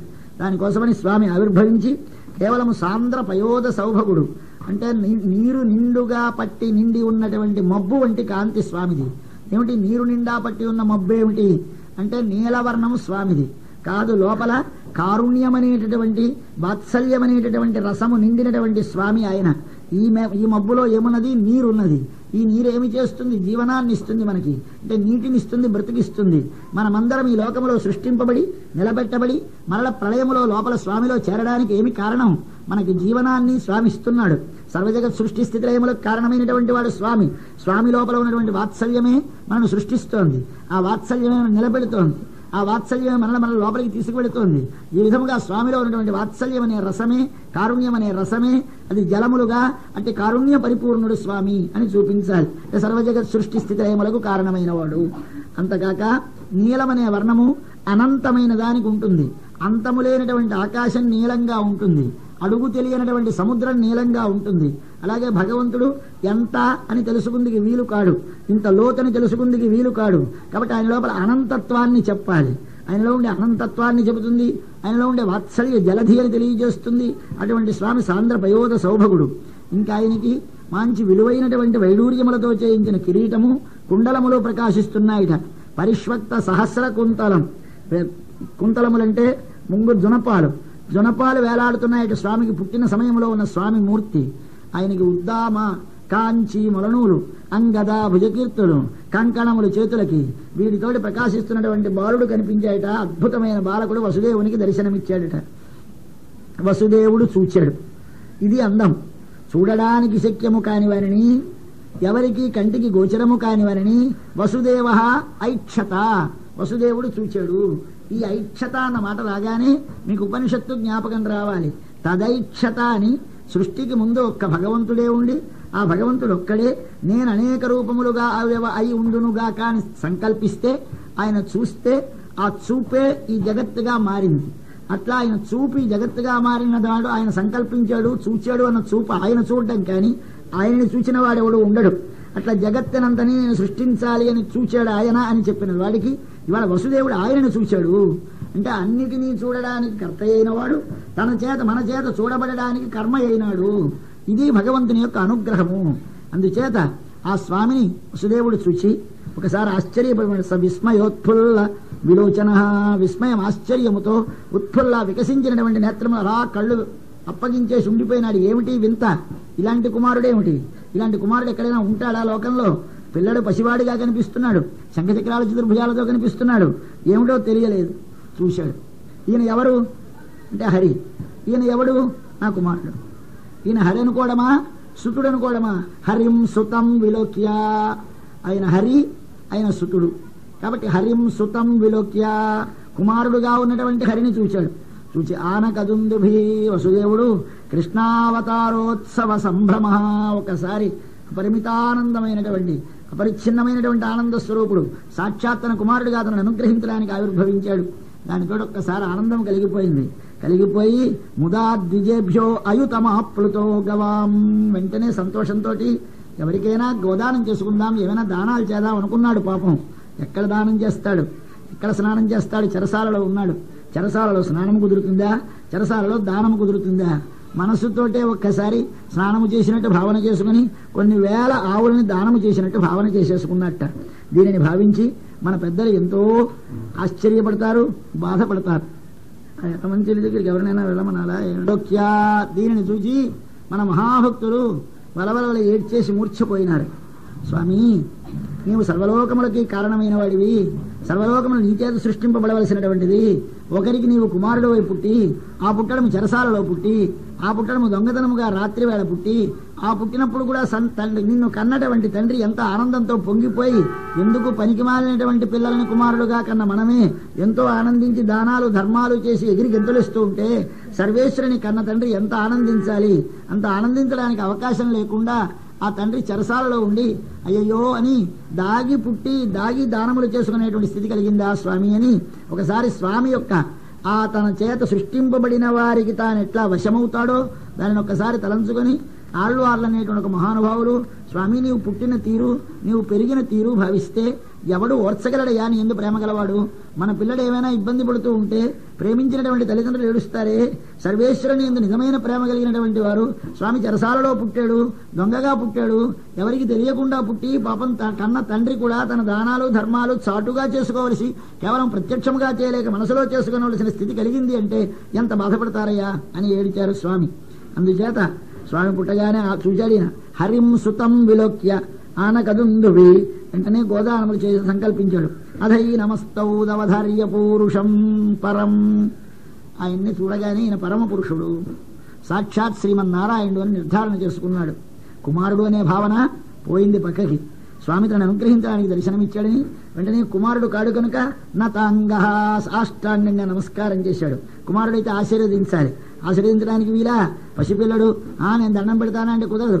సాక్షాత్ శంఖచక్రములతో చతుర్భుజములతో ఉన్న స్వామి వెంటనే పరమపురుషుడు నిర్ధారణ చేసుకున్న నతాంగ కృతధీ, వెంటనే తన బుద్ధిని ఆయన ఎందే తప్ప ఇతర విషయముల ఎందు లేకుండా ఒక్కసారి ఆయన ఎందే నిలిపాడు.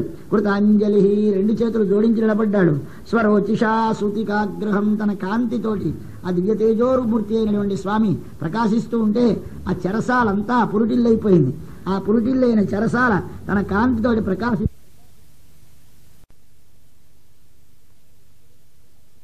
ఈ భయం పోయినదట. అంటే ఎప్పుడు మన ధ్యానములో భగవంతుడు గోచరిస్తాడో, ఎడతెగక భగవంతుని గురించి స్మరిస్తే ఇతరమైన విషయములు మన లోపల ఆలోచనలోకి రాకపోతే భయం పోతుంది. కాబట్టి తస్మిన్ అభయం ప్రతిష్టాం విందతి, అప్పుడు అభయం కలుగుతుంది. ఆ భయం పోయి స్తోత్రం చేయడం ప్రారంభించు. విదితోసి భవాన్ సాక్షాత్ పురుష ప్రకృతే పరః, స్వామి నీవు సాక్షాత్ పరమ పురుషుడివయ్యా. అంటే పరపురుషుడంటే ప్రకృతికి జీవులకు అవతలివాడివి. కేవలము ఈ ప్రకృతి నీవు కాదు, ఈ జీవులు నీవు కాదు, కానీ ఈ జీవులు ప్రకృతి కూడా నీతోటి విడదీయక నీతోనే కలిసి ఉండి నీ శక్తి వలె నీ నుండి వేరు చేయడానికి వీలు కాకుండా నీతో కలిసి ఉంటారు. కానీ నీవు మాత్రము వాటితో చేరి ఉన్నప్పటికీ కేవల అనుభవ ఆనంద స్వరూప, నీవు కేవలము జ్ఞానము ఆనందమే నీ రూపమై ఉంటావు. నీవు సర్వబుద్ధి దృక్, సమస్తమైనటువంటి వారికి బుద్ధి నీవు, సర్వమైన వారికి దృక్కు నీవు, అందరికీ జ్ఞానం ఇచ్చేవాడివి నీవు, అందరినీ చూసేటువంటి శక్తి కలిగినటువంటి వాడి నీవు. కనుక సర్వజ్ఞత్వం ఉన్నది అంటే ఆయన సర్వేశ్వరుడు. ఈ జీవునికి కర్మవశము చేత సర్వజ్ఞత్వం ఉండదు కనుక వీడు జీవుడు కాడు. అసలు జ్ఞానమే లేదు కనుక అచేతనమైన ప్రకృతి పరమాత్మ కాదు. కాబట్టి ప్రకృతి కంటే అవతలివాడు, జీవులలో కూడా బంధింపబడిన జీవుల కంటే అవతలివాడు, ముక్తి పొందిన జీవుల కంటే అవతలివాడు, అట్టివాడువి నీవు. సయేవా, అట్లా సర్వజ్ఞత్వ, సర్వశక్తిత్వ, సర్వాధారత్వాది గుణములు కలిగి సృష్టికి ముందు నీ ఒక్కడివే ఉన్నవాడివి, సృష్టి చేయాలని సంకల్పం కలిగి స్వప్రకృత్యా, నీ ప్రకృతే ప్రధానమైన ప్రకృతి. ఈ ప్రకృతి కాక జీవులు నీతో విడదీయడానికి వీలు కాకుండా నీకు చెందినవారు. మనం మామూలుగా ప్రకృతి అని మనం వాడుకుంటూ ఉన్నాం, ఇది వాడి ప్రకృతిరా అంటారు. ప్రకృతి అంటే స్వభావం అని అర్థం. స్వభావము ప్రకృతి అనే మాటకి అర్థం ఏమిటి అంటే వాడి నుంచి విడదీసి వేరుగా చూపడానికి వీలు కానిది అని అర్థం. కాబట్టి ఇది వాడి ప్రకృతి అంటే అలాంటివి రెండు ప్రకృతులు ఉన్నాయట భగవానుడికి. ఒకటి పరాప్రకృతి, ఒకటి అపరాప్రకృతి అని రెండు ప్రకృతులు. పరాప్రకృతి అంటే ఉత్కృష్టమైనటువంటిది, జ్ఞానము కలిగినటువంటిది జీవుడు పరాప్రకృతి. దానికంటే ఇతరమైనది అపరాప్రకృతి అంటే ఎప్పుడూ మార్పు చెందేది. పంచభూతములు, ఇంద్రియములు, అహంకారము, మనస్సు, బుద్ధి, అవ్యక్తము అనబడేటువంటి వాటితో కూడినటువంటిది పరాప్రకృతి. అపరాప్రకృతి, ఈ అపరాప్రకృతి అపరాప్రకృతి అనే రెండు తన శరీరముగా కలిగి ఉంటాడు. అంటే మనకు కనిపించే ప్రతి వస్తువులోనూ పైన కనపడేది ప్రకృతి, దాని లోపల కనపడకుండా తెలివి కలిగి ఉండేది జీవుడు. ఆ రెండిటికీ లోపల ఉండేవాడు భగవానుడు. అందుచేత మనము తెలుసుకోవలసిన మాటలకి చెబుతూ ఆయన నీకు ప్రకృతి అయ్యా విశ్వమంతా, దానితో సృజించావు. ఏమి సృజించావు? సత్వరజస్తమో గుణములు కలిగినటువంటి ప్రకృతి శరీరముగా విశ్వమునంతని సృజించావు. సృజించేమి చేసావు? దాని లోపల ప్రవేశించావు. దాని లోపల జీవుని లోపల భగవంతుడు ప్రవేశిస్తాడు. ఇప్పుడు మనం ఉన్నామనగానే నేనున్నానని ఎవడన్నా ఆ నేను లోపల భగవానుడు ఉన్నాడు అని అర్థము. భగవానుడు లేని నేను ఎప్పుడూ శరీరంలో ఉండదు. నేను అన్న మాట మనకు ఎంతసేపు భాషిస్తోందో, నేనని మనం ఎంతసేపు అనగలము. నేను లోపల భగవానుడు ఉంటేనే నేను అనగలము, వాడు లేకపోతే నేను లేదు. అట్లా నీవన్నిటిలోనూ ప్రవేశించావు. కానీ ప్రవేశించనట్టుంటావు. ఎలాగూ అవతల పైన గాలి ఉంది, ఆ గాలి మన లోపల ఉంది, కానీ మన లోపల గాలి ఉందని మనం గుర్తించాం. అబ్బా గాలి లేదురా అంటే నీ లోపల గాలి లేదని అర్థం కాదు, లోపల గాలి ఉంది. అలాగే భూమి పైన ఉంది, మన లోపల పృథివీ ఉంది. మన లోపల ఉన్నటువంటి పృథివీ అని మనకి తెలియదు. ఇది చాలా పవిత్రమైనదని, కాలికి మట్టి అంటుందని కడుక్కుంటాం, చేతికి మట్టి అంటుంది. ఏమిరా నీ శరీరమే మట్టి కదా, కడుక్కోవడం ఎందుకు అంటే దీని లోపల ఉండి పైన ప్రవేశిస్తుంది, పైన ఉంటుంది. అలాగే భగవానుడు సర్వ పదార్థములకు లోన ఉంటాడు, వెలుపల కూడా తాను ప్రవేశించకుండా ఉంటాడు. అంటే ఒక దానిలో ప్రవేశించినంత మాత్రమే భగవానుడు కాడు, ఒక జీవుని లోపల ఉన్నంత మాత్రమే భగవానుడు కాడు. వెలుపలనుంటూ లోన కూడా ప్రవేశించి తాను ప్రవేశించినట్టు ఉండేవాడు భగవానుడు. ఇట్లా నీవు సృష్టి చేసిన తరువాత ఈ పంచమహాభూతములు తాము కలిసి అండమును సృష్టించలేకపోతే మళ్ళీ వాటన్నిటినీ కలిపిన వాడివి నీవు. అట్లా కలిపి వాటిలోంచి జగత్తుని బయటికి తెచ్చిన వాడివి నీవు. ఈ విధముగా కేవలము బుద్ధితో ఊహించదగినటువంటి లక్షణములు కలిగినటువంటి నీవు ప్రత్యక్షముగా చూడడానికి తగిన వాడిగా ఈ శరీరములో ఉండగా, ఎక్కడో శరీరము విడిచిపెట్టిన తరువాత, శుద్ధసత్వమయమైన శరీరము లభించిన తరువాత, పరమపదమునకు వెళ్ళిన తరువాత అక్కడికి వెళితే చూడవలసినటువంటి వాడు. కానీ ఇక్కడ మనకు తెలియనటువంటి వాడు. ఆయనకి మన వంటి గుణములు లేనివాడు, అంటే సత్వరజస్తమో గుణములు లేనివాడు. ఆయనకి ఏది ఆయనను ఆవరించేది, ఆయన పైన కప్పు కప్పడానికి తగినంత ఏదీ లేదు కనుక ఆవరణం పైన లేనివాడు. వెలుపల పైన అనే రెండు భాగములుగా లేనివాడు, అన్నింటికీ తాను ఆత్మగా ఉండేవాడు. అట్టివాడు ఈ లోకములో వారిని చెప్పాలి అంటే ఏమని చెప్పాలి? ఉన్నాడు అని చెప్పాలి. అంతకంటే ఒక పేరు పెట్టి చెప్పడానికి కానీ, ఒక రూపము పెట్టి చెప్పడానికి కానీ వీలు కానటువంటి వాడు ఎవడో. అట్లాగే ఏదైనా ఒక వస్తువును చూపించి ఇది కాదు ఇది కాదు ఇది కాదు అనాలి, కానీ ఇది భగవానుడు అంటే ఇదే భగవానుడు మరొకటి కాదని అర్థం వస్తుంది. ఇట్టివాడు భగవానుడు అంటే ఇట్టివాడే తప్ప మరొక లాంటి వాడు కాడని వస్తుంది. కాబట్టి ఎప్పుడు భగవంతుడిని చెప్పినా ఏమని చెప్పాలి? ఇట్టివాడు కాడు అని చెప్పాలి. అంచేత భగవంతుడు ఇట్టివాడు అంటే పరిచ్ఛిన్నత్వం వస్తుంది, అనగా ఒక లిమిటేషన్ వస్తుంది. అట్లా లిమిటేషన్స్ ఉన్నవాడు కాడు భగవానుడు.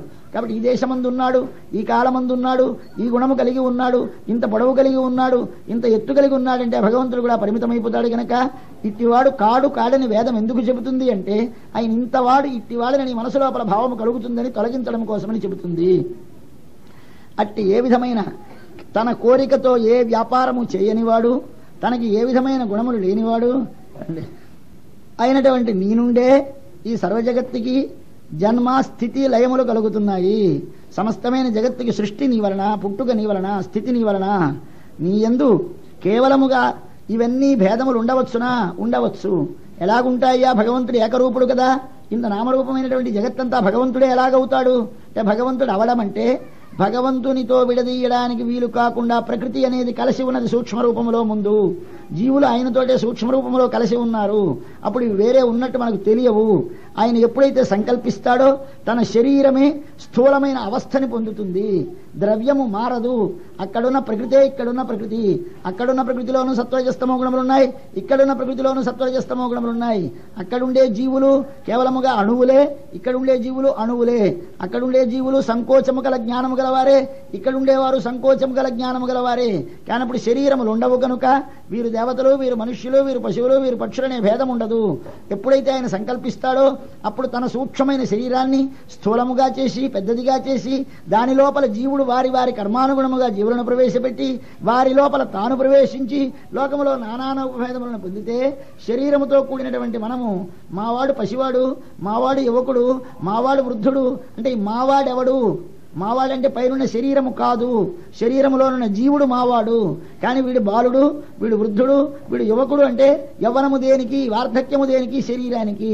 శరీరానికి వచ్చినటువంటి యవ్వనం, శరీరానికి వచ్చిన బాల్యం, శరీరానికి వచ్చినటువంటి ముసలితనం ఎలాగైతే ఆ శరీరము విడదీయకుండా ఎవరికి అంటి పెట్టుకోనదో అట్టి వాడి దాకా వెళుతుందో వ్యవహారంలో, అలాగే భగవంతుడు కూడా మనందరిలోనూ ఉన్నా మనందరితోటి తాను అంటకపోయినా మనము పెరిగేము కనుక అయా భగవంతుడే పుడుతున్నాడు, భగవంతుడే అన్ని రూపములుగా ఉన్నాడు అంటూ ఉంటారు.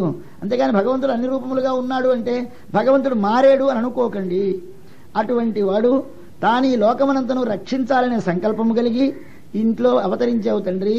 వసుదేవుడు అంటున్నాడు, స్వామి మమ నా ఇంటిలో అఖిలేశ్వరుడివి సమస్తమైన దానికి నియామకుడివై లోపల వ్యాపించి ఉండే నీవు నా ఇంటిలో నా చేత నియమింపబడేటటువంటి ఒక కుర్రవాడుగా పిల్లడిగా మా ఇంట్లో పుట్టేవా తండ్రి.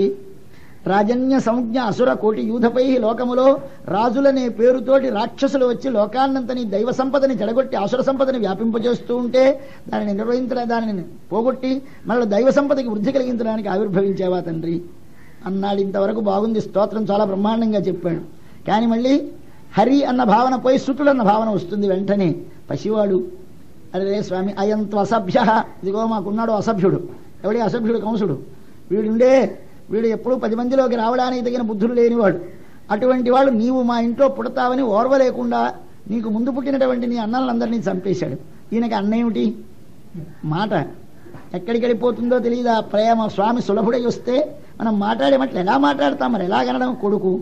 కొడుక హరిగా పొగిడాడు, కానీ వెంటనే కొడుకుగా మళ్ళీ మాట్లాడుతున్నాడు. ఇది విచిత్రమైనటువంటి సమ్మేళనం కలుగుతుంది. భగవంతుడు మనకి సులభుడైతే సులభుడైన వానిలో పరత్వాన్ని చూపితే పరత్వాన్ని చూసి నిలబడలేం, సౌలభ్యాన్ని చూసి దగ్గరికి చేరలేం.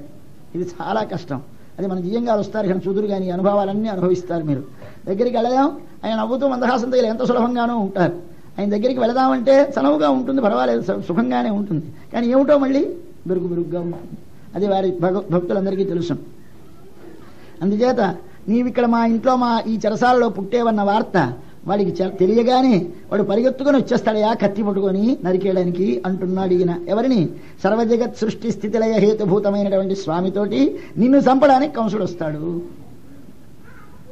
అధైనమాత్మజం వీక్ష్య మహాపురుష లక్షణం. వెళ్ళాలి ధర్మం. ధర్మం అంటే తాను ఆచరించేదే ధర్మం కాదు. ఇది కేవలముగా ఒకరికొకటి కాదు, అందరికీ ధర్మం ఒకటి, అది భగవానుడే అని నిరూపించాలి. కాబట్టి అక్కడ క్షత్రియ ధర్మం వేరు, మాతృధర్మం వేరు, పితృధర్మం వేరు, అన్ని ధర్మాలు వేరు. ఇక్కడో అందరికీ కృష్ణుడే. కృష్ణుడు తప్ప వేరొక ధర్మము లేదు, వేరొక దైవము లేదు. పరస్త్రీలందరూ కృష్ణ భగవానుని ప్రేమించారు. ఊళ్ళో ఉన్న ముసలివారు, పెద్దవారు, చిన్నవారు. కాబట్టి ఎవరైతే ఇక్కడ స్వధర్మాన్ని స్వజనాన్ని కూడా విడిచిపెట్టేశారు, మనకి కృష్ణావతారంలో విడిచిపెట్టేసి ఏం చేశారు? అన్ని ధర్మముల కంటే ప్రధానమైన ధర్మం ఆయనే అని, నేను ధర్మ సంస్థాపనార్థాయ సంభవామి అని చెప్పాడు. కనుక ధర్మము యొక్క సంస్థానం అంటే స్వపర్యంతం స్థాపనం, అంటే తానే ధర్మము అని నిరూపించటమే కృష్ణావతారం యొక్క ప్రయోజనం. అందుచేత నీవు బ్రాహ్మణుడివా, క్షత్రియుడివా, వైశ్యుడివా, శూద్రుడివా, నీ ధర్మమేమి అనేది కాదు మాకు ప్రశ్న. భగవానుడే ఉపాయమని దృఢముగా అధ్యవసాయము కలగడమే మానవ జీవితమునకు పరమ ప్రయోజనం. అందుచేత భగవానుడే నాకు ఉపాయము సుఖమునకు. ఆ సుఖం ఈ లోకంలో సుఖములైనా వాని వలనే కలగాలి, పరలోకంలో సుఖములైనా వాని వలనే కలగాలి. కాదు శాశ్వతమైన మోక్షము కలగాలన్నా వాని వలనే కలగాలి. కాబట్టి కృష్ణుని వలనే తప్ప ఇతరమైనది ఏది సాధనము కాదని, తమ ధర్మములను కృష్ణుని కొరకు ఒకవేళ ఉజ్జగించినా ప్రమాదం లేదని, ఇంచేత ఆయనే ధర్మస్వరూపమైనప్పుడు తమ ధర్మాలు తమకి సుఖ సాధనములు కావు కనుక తమ ధర్మాలను తాము ఉపాయములు కావని విడిచిపెట్టేసి భగవంతుని పొందమని స్వామి ఉపదేశించిన ఉపదేశాన్ని అందరూ ఆచరించినటువంటి అవతారము. రామావతారంలో స్వామి తనకు కలిగినటువంటి శోకములకు దుఃఖములకు ఆయన దుఃఖించినట్టు కనిపిస్తుంది. కృష్ణావతారంలో ఎక్కడ తనను గురించి కానీ ఇతరులను గురించి కానీ తన వారిని గురించి కానీ తన బంధువులను గురించి కానీ అవతల వారి కానీ ఎవరు పోయినా విచారించడైన చాలా నిర్లిప్తంగా ఉంటాడు. ఇది ఈ స్థితి ఆత్మజ్ఞానం యొక్క పరిపూర్ణతకి, భగవత్ ప్రాప్తి యొక్క పరిపూర్ణతకి నిదర్శనం. ఆ స్థితిని పొందడం మానవుని యొక్క లక్ష్యం. ఆ స్థితిని పొందడానికి ముందు ఏమి రావాలో రామావతారం చూపించింది. దాని పైన వస్తోంది కృష్ణావతారం. ఆయన జన్మ పద్ధతి వేరు, ఈయన జన్మ పద్ధతి వేరు. ఆయన జన్మ కేవలముగా తాను దిగి వచ్చి తండ్రిని వరించుకుని తాను కుమారుడుగా జన్మించాడు. పుట్టినది మొదలుకొని నరుడుగానే ప్రవర్తించాడు ఆయన. ఈయన పుట్టడములోనే దేవుడుగా పుట్టాడు. ఈయన ఆవిర్భవించక మునిపే బ్రహ్మాది దేవతలు వచ్చి గర్భస్థమైనటువంటి స్వామిని స్తోత్రం చేశారు. కడుపులో ఉన్నాడు దేవుడని బ్రహ్మగారు వచ్చి స్తోత్రం చేస్తున్నాడు. గర్భస్థుడైతే దేవుడు కాడు, దేవుడైతే గర్భస్థుడు కాడు. ఎలాగిది? ఇది భగవత్తత్వం. భగవత్తత్వం అంటే పరస్పర విరుద్ధమైన ధర్మములు ఏకత్ర సమ్మేళనం అవ్వడానికి ఆటంకము లేని చోటేదో అది. మనకి కన్నుంటే కానీ చూడలేం, చెవుంటే కానీ వినలేం. కానీ భగవానుడు పశ్యత్యచక్షు సశృణోత్యకర్ణ, కన్ను లేకుండా చూస్తాడు, చెవి లేకుండా వింటాడు. ఆసీనో దూరం వ్రజతి శయానో యాతి సర్వత. ఆయన పడుకొని చాలా దూరం తిరుగుతూ ఉంటాడు, కూర్చొని దూరంగా వెళ్తాడు. ఎలా కుదురుతుందండి? కూర్చుంటే నడవని, నడిస్తే కూర్చోం, పడుకుంటే తిరగని, తిరిగితే పడుకోం. మనకి కన్ను ఉంటే కానీ చూడలేం మనం. ఆయన అట్లాంటి వాడు కాడు. సర్వ పదార్థములలో వ్యాపించి సర్వ పదార్థములను తాను సర్వకాలముల యందు చూచేవాడు. కాబట్టి భగవంతుడికి సూక్ష్మంగా ఏమిటయ్యా లక్షణం అంటే చెప్పాడు ప్రహ్లాదుడు. యహ స్యాత్ సర్వత్ర సర్వదా, అది భగవంతుని నిర్వచనం. భగవంతుడు అంటే ఎవరంటే యహ ఎవడు సర్వత్ర అన్ని స్థలములలో సర్వదా అన్ని కాలముల యందు స్యాత్ ఉండునో వాడు భగవంతుడు. కాబట్టి యస్యాత్ సర్వత్ర సర్వదా అని చెప్పినట్టుగా అంతటా ఉన్నటువంటి స్వామి కనుక తాను ఒక చోట ఉన్నాడు, ఒక చోట లేడనేటువంటి నియమము లేకుండా ఉన్నవాడు. ఒక గర్భమందు ఉన్నాడు. గర్భమందు ఉంటే వెలుపల లేడా? ఉన్నాడు. బ్రహ్మాది దేవతలు వచ్చి స్తోత్రం చేయవచ్చునా? చేశారు. ఈ విధముగా రెండు విరుద్ధమైనటువంటి ధర్మములు, అంటే మానవ దృష్టికి విరుద్ధములుగా కనిపించే ధర్మములను స్వామి తనలో సమ్మేళనం చేసుకుని తాను మనకి ప్రదర్శిస్తున్నాడు. తాను భగవానుడు అని. అంచేతే కృష్ణుని భగవాన్ అంటారు, భగవద్గీతని భగవానువాచ అంటారు. అట్లాగా ఆవిర్భవించినప్పుడు బాలుడై పరబ్రహ్మమై నారాయణుడై బాలుడై పుట్టాడైన. అందుకే వసుదేవుడు చూసి హరిం సుతం విలోక్య ఆనకదుందుభి అంటారు. హరిం సుతం విలోక్య, హరి శంఖచక్రములున్నాయి, చతుర్భుజములున్నాయి, సమస్త ఆయుధములతో స్వామి పుట్టాడు. శ్రీవత్సమన్నది, కౌస్తుభం ఉన్నది, వైజయంతి మాల ఉన్నది, ఇవన్నీ ఉన్నాయి. సుతుడు చిన్న పిల్లడు తన భార్య గర్భంలోంచే పుట్టాడు, ఒడిలో పడుకున్నాడు. ఏమనుకోవాలి? ఈయన కుమారుడు అనుకోవాలా? ఆయనని తమ అద్భుతం బాలకం అంబుజేక్షణం. ఆ శ్లోకంలో తమ అద్భుతం తం వాణిని, వాణిని అంటే ఎవరిని? సృష్టికి ముందున్న వాణిని. తత్తని శబ్దం ఎక్కడొచ్చినా, వాడు అనే మాట ఎక్కడొచ్చినా కనపడని వాడని అర్థము.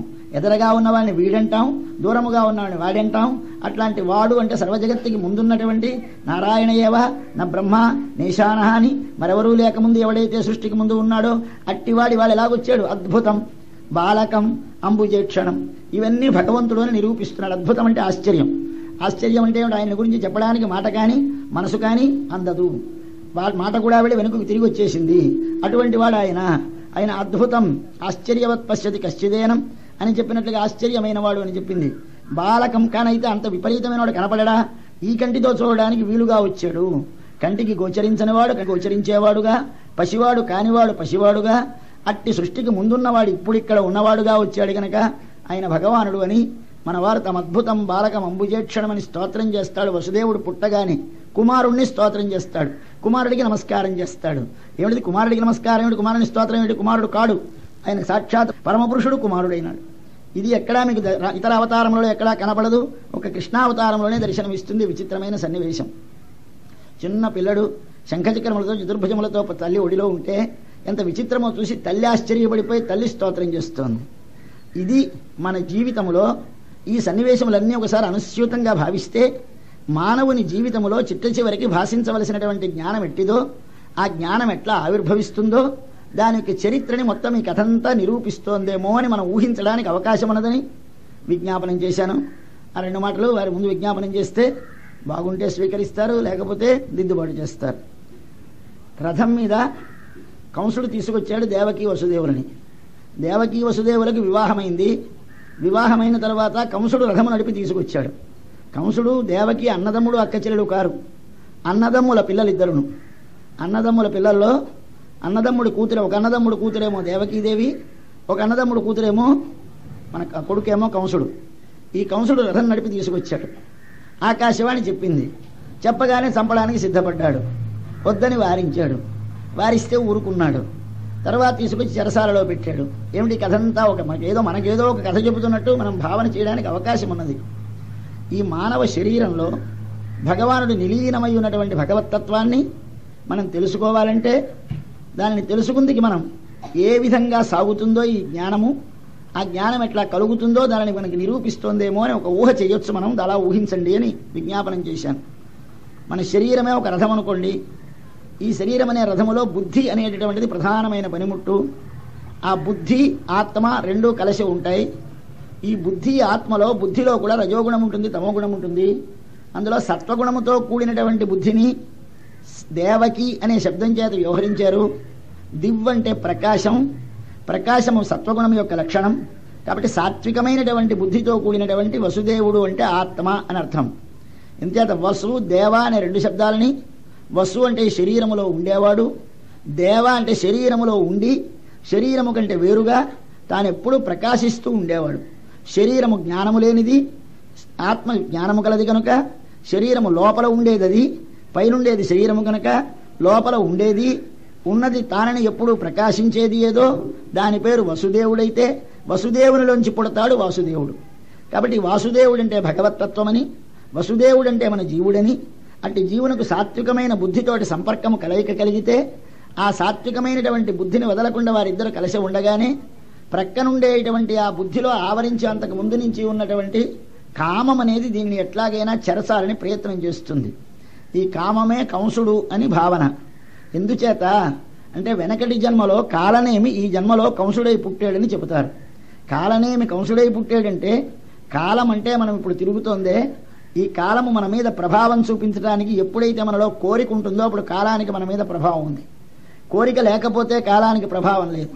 కాబట్టి కాలము తిరిగేది ఎంతసేపు అంటే కామం ఉన్నంతసేపు. చక్రం తిరగాలి అంటే చుట్టూ రిమ్ ఎలాగుండాలో అలాగే కాలం మన మీద తిరగాలి అంటే అడుగున కామం అనేటటువంటి రిమ్ము, నేమి అంటే రిమ్ అన్నమాట చక్రానికి, అలాగే ఉంటుంది. ఆ ఉండేటువంటి దాని యందే సర్వము ఆధారపడి ఉన్నది. కామము మీదే, మిగిలినటువంటి శరీరమైతేనే ఆత్మైతేనే ఈ రెండింటి యొక్క సంబంధం ఆధారపడి ఉన్నది. కామము విడిపోయిందా శరీరము విడిపోతుంది, లోపలిది పోతుంది. ఈ రెండు ఏమిటి అంటే భూతమాత్రలు ప్రజ్ఞామాత్రలు అంటుంది ఉపనిషత్తు. ప్రజ్ఞామాత్రాసు భూతమాత్రా అర్పితా అరాహ నేమౌ. నేమి అంటే మధ్య నుండి హబ్బు, అర అంటే స్పోక్స్, నేమి అంటే రిమ్ము. ఈ మూడింటిని ఒక్కసారి కానీ మనం చూసుకుంటే హబ్బులాగున్నటువంటి వాడు ఎవరు అంటే జీవుడు. ఆ జీవుల్లో పైనుండేటువంటివి ఏమిటి, స్పోక్స్ ఏమిటి, పంచమహాభూతములతో కూడినటువంటి ఈ భూతములన్నీ. ఈ పంచమహాభూతములు పైన స్పోక్స్లా ఏర్పడి దానికి మధ్యన ఆత్మ అనేది ఉండి దానికి పైనేమో కామం అనేటటువంటిది ఆవరిస్తే తిరుగుతోంది బండి. కాబట్టి తిరగడానికి పైనుండేటువంటి కామం అనేటటువంటి దాన్ని కానీ తీసేస్తే పోయింది. ఈ కామము పోతే ఏమొస్తుంది, అసలు పోతాడు. అందుకోసం ఆకాశవాణి చెప్పిందంటే ఆకాశవాణి కాదు చెప్పింది వేదం. ఏమిటి చెప్పిందయ్యా అంటే నహ వై సశరీరస్య సత ప్రియా ప్రియయోరపహతిరస్తి అశరీరం వా వసంతం ప్రియా ప్రియేణ స్పృశత. అంటే శరీరం ఉన్నంతసేపు దుఃఖం సుఖం దుఃఖం సుఖం సాగుతూనే ఉంటాయి. ఈ దుఃఖం సుఖం పోవాలంటే శరీరం పోవాలి. కాబట్టి అబ్బాయి నువ్వు చచ్చిపోతావు అని చెప్పింది. ఎవరిని? కంసుడిని చెప్పింది. నువ్వు చచ్చిపోతావురా, కొద్ది రోజులలో ఈమె కడుపులో 8వ గర్భం పుడుతుంది, ఆ 8వ గర్భం నిన్ను చంపుతుంది అని ఆకాశవాణి చెప్పింది. అంటే వేదములు మనకు చెప్పినది కామము నశించాలి. కామము నశించడానికి శరీరమునకు సంబంధం ఉన్నది. కాబట్టి పుణ్యపాప రూపములైనటువంటి కర్మలు చేస్తున్న మనమందరము కూడా శరీరము నశిస్తే నశిస్తుందనేటువంటి భావంతో నువ్వు చచ్చిపోతావు అని చెప్పింది కనుక ఈయన వల్ల అంటే ఏనాడు భగవత్తత్వాన్ని గురించిన జ్ఞానం కలుగుతుందో ఆ జ్ఞానం ఆవిర్భవించగానే శరీరం పోతుంది, శరీరం పోతే కామం పోతుంది. కాబట్టి శరీరానికి కామానికి ఉండే సంబంధాన్ని చూపిస్తూ నువ్వు చచ్చిపోతావని చెప్పింది. ఆయన వెంటనే భయపడి అసలు చంపేదామని ప్రయత్నం చేశాడు. అలాగానే మన కంసుడు మన కామం ఏమిటి చేస్తుంది, మన బుద్ధినే కేవలముగా మృషింపజేసి అవివేకముతో ఆవరింపజేస్తుంది. కనుక మనం రోజు పొద్దున్న సాయంకాలం కూడా గాయత్రీ మంత్రాలు కామోకార్షిణ్ మంజురకార్షిణ్ మంత్రం అని జపం చేస్తూ ఉంటాం సంధ్యావందనంలో. ఎందుకు గాయత్రీ మంత్రం జపం చేస్తే మన బుద్ధివృత్తుల్లో ఉండేటువంటి రజస్తమస్సులు తగ్గి మన లోపల ఉన్న ఆత్మని మనము మనకంటే వేరుగా ఉన్న వస్తువుని ఎలాగైతే చూడగలుగుతామో అట్లాగే మన ఆత్మ తనకంటే వేరుగా శరీరాన్ని చూడగలుగుతుందట. కాబట్టి స్వామి నా లోపల నీవు ఉండి నన్ను ప్రేరణ చేసి నా లోపల ఉన్నటువంటి ఆత్మ నాకంటే వెలుపలగా ఉన్న వస్తువుని, శరీరాన్ని నాకంటే వేరుగా చూడగలిగినటువంటి శక్తిని ప్రసాదించు అని రోజు పొద్దున్న సాయంత్రం గాయత్రి మంత్రం జపం చేస్తూ ఉంటే, అలాగే కామం యొక్క ప్రభావం వల్ల చేశానని ప్రార్థిస్తూ ఉంటే ఈ కామం అనేది మన నుంచి విడుతుంది. ఆ కామం విడిందా మృత్యువు పోయింది. కాబట్టి మృత్యువు పోవడం, అమృతత్వం రావడం, అమృతత్వం రావడం, దానికోసం మనం ఇక్కడికి వచ్చాం. దేనికి మృత్యువు తేవాలి? కామానికి మృత్యువు తేవాలి. కామానికి మృత్యువు ఎప్పుడు కలుగుతుంది? ఎప్పుడైతే ఆయనను చూస్తే, అప్పుడు ఆయన యందు సమస్తమైనటువంటి కళ్యాణ గుణములు అనుభవిస్తే మన లోపల ఉన్న ఇతర విషయములైనటువంటి కామములన్నీ నశిస్తాయి. ఈ ఇతర విషయములైన కామములు నశించడమే కంసుడు నశించడం. ఆ కంసుడు నశించడానికి స్వామి ఆవిర్భవించాలి. ఆయన ఆవిర్భవించాడా ఈ కామము నశిస్తుంది. ఆయన ఆవిర్భవించడానికి ప్రతిబంధకంగా నిలబడుతుంది. ఇది చావన పుట్టనివ్వదు, లోపల ఎలాగైనా బంధించేస్తుంది. ఈ ఆత్మని, సాత్వికమైనటువంటి బుద్ధిని రెండింటినీ కూడా తన వశమందుంచుకొని చెరసాలలో పెట్టినట్లుగా మన లోపల క్షేత్రములో పెట్టేసి బంధించేసింది. కారాగారంలో, చీకటి కొట్లో అజ్ఞానావృతమైనటువంటి మన లోపల బుద్ధి ఉన్నది. అజ్ఞానావృతమైన మనందరిలోనూ కూడా ఆత్మ ఉన్నది. కానీ మనకు ఆత్మ ఉన్నదని తెలియదు, బుద్ధి ఉన్నదని తెలియదు. అన్నీ నేను నేను నేను అనే ఎగురుతున్నాం మనం అందరం. ఈ నేను నేనంటే శరీరం, శరీరము నేను కాదు. శరీరము కంటే వేరైన నేననే ఆత్మ ఉన్నది. ఆత్మకి బుద్ధి అనేది ఉన్నది. ఆ బుద్ధి లోపలి ఆత్మ యొక్క జ్ఞానం ప్రసరించి సత్వగుణము కలిగితే లోపల భగవత్తత్వం ఆవిర్భవిస్తుంది. అది ఆవిర్భవిస్తే కామం నశిస్తుంది. కామం నశిస్తే మోక్షం వస్తుంది. మోక్షం అంటే నేను స్వామి చెప్పారే, చచ్చిపోవడం కాదని. చచ్చిపోవడం కాదు మోక్షం. మరేమిటి విడాలి? బంధము విడాలి. బంధం అంటే ఏమి? ఒకదానితో ఉన్న సంబంధం వదలాలి, మరొక దానితో ఉన్న సంబంధం తెలియాలి. ఒకదానితో ఉన్న సంబంధం అంటే దేహంతో మనకు సంబంధం ఏర్పడింది, మధ్యన ఉన్నాం మనం. యువతల ఒకటి ఉంది, యువతల ఒకటి ఉంది. వెనకున్నది భగవంతుడు, ముందున్నది శరీరం. ఈ వెనకున్న భగవంతునితో మనకు ఎప్పుడు ఉన్న సంబంధం మనం మరిచిపోయినాం. ఎప్పుడూ లేనటువంటి సంబంధం దీనితో కొత్తగా కలవగానే ఇదే నేను, ఇదే నేను ఐడెంటిఫై అయిపోతున్నాం. ఈ ఇదే నేను, ఇదే నేను అనుకొని నేను చేశాను, నేను బ్రాహ్మణుని, నేను క్షత్రియుని, నేను వైశ్యుని, నేను నలుపు, నేను తెలుపు, నాకు రోగము, నాకు జబ్బు అని ఎగురుతూ ఉంటే ఒరే నేనికి దానితో ఉన్న సంబంధం లాగేయాలి, భగవంతునితో ఉన్న సంబంధం తెలుసుకోవాలి. కాబట్టి ముందు దీనితో ఉన్నటువంటిది వెనక్కి లాగేయాలి. 6 పిల్లల్ని చంపేశాడు. ఈ 6 పిల్లలు చచ్చిపోయినారంటే ఏమిటి 6 పిల్లలు అంటే మన 5 ఇంద్రియములు, ఒక మనస్సు, దీనితో ఉండేటువంటి సంబంధాన్ని వెనక్కి లాగేశాం, వచ్చేసింది. అయిపోయిన తర్వాత 7వ చచ్చిపోకూడదు, ఉండాలి. ఏమిటి 7వ వాడు మాత్రం అక్కడి నుంచి జారిపోయినాడు, వీళ్ళు ఎక్కడో పెరుగుతున్నాడు. ఏమిటి 7వది కలవలసింది మనకి అంటే ఇది అనంత శేష అనేటువంటి స్వామి యొక్క అంశతో కలిగినటువంటిది. అనగా ఎప్పుడైతే శరీరంతో సంబంధం మనకి వదిలిపోయిందో అప్పుడు నేనెవడను అది తెలియాలి. నేనెవడను? నేను వానికే చెంది వాని కొరకే వినియోగపడవలసిన వాడను. నేను ఈ శరీరము కాదు, నేను స్వతంత్రుడను కాదు. నేను శరీరము కాదు తెలియాలి. రెండవది నేను స్వతంత్రుడను కాను. మరి ఎవడివి నువ్వు? నేను భగవంతుడికి చెంది భగవంతుని కొరకు పనిచేయవలసిన వాడిని. ఇది శేష. ఇది శేషుడి అంశతో పుట్టాడు ఆ స్వామి. ఈ శేషాంశతో పుట్టినటువంటి స్వామిని చచ్చిపోకుండా బతికించి అక్కడికి పంపించేశాం. అది కలిగితే కాని భగవంతుడు కలగడు. ముందు మనం ఎవరో మనకి తెలిస్తే కాని భగవద్జ్ఞానం కలగదు. అందుకోసం ముందుగా పెద్దవాడు అన్నయ్యగా పుట్టాడు ఆయన, ఈయన తమ్ముడుగా పుట్టాడు. ఈయన వెనకటి అవతారంలో తమ్ముడుగా పుట్టాడు ఆయన, అన్నగా పుట్టాడు ఈయన. రామావతారంలో రాముడు లక్ష్మణుడు, రాముడు అన్నయ్య, లక్ష్మణుడు తమ్ముడు. ఇప్పుడు ఆ లక్ష్మణుడే మళ్ళీ ఇక్కడ బలరాముడే పుట్టి బలరాముడు అన్నయ్య, రాముడు తమ్ముడు. ఏమయ్యా అంటే అక్కడ కనిపెట్టాట, రే అన్నగా ఉంటే గొప్ప రాదు, తమ్ముడుగా ఉంటే గొప్ప వస్తుంది. దేశంలో అందరూ లక్ష్మణుడు, ఓహోహో ఏమి లక్ష్మణుడు అండి, ఏమి లక్ష్మణుడి కీర్తి. కానీ రాముడికేమయ్యా భార్యతో వెళ్ళాడు అడవికి, ఆయనకేం పెద్ద కష్టం ఉంది. లక్ష్మణస్వామి అంటే భార్యను వదిలేశాడు, రాజ్యం వదిలేశాడు, తల్లిని వదిలేశాడు, అన్ని వదిలేసి అన్నగారు అంటే అడవికి వెళ్ళాడని కీర్తి కానీ నాకు లేదు. కనుక నేను ఎప్పుడు ఒకటి కొరకు వినియోగపడితే కీర్తి, ఒకటి కొరకు ఉపయోగపడాలి అనే దానిని నేను లోకంలో ప్రచారం చేయాలి అని స్వామి తెలుసుకొని ఈ లోకంలోకి తాను ఆయనకి తమ్ముడుగా వచ్చాడు. ఆ శేషత్వం అనేది ఆయన ముందు పుట్టాడు. తరువాత స్వామి భగవద్ ఆవిర్భావం కలుగుతుంది.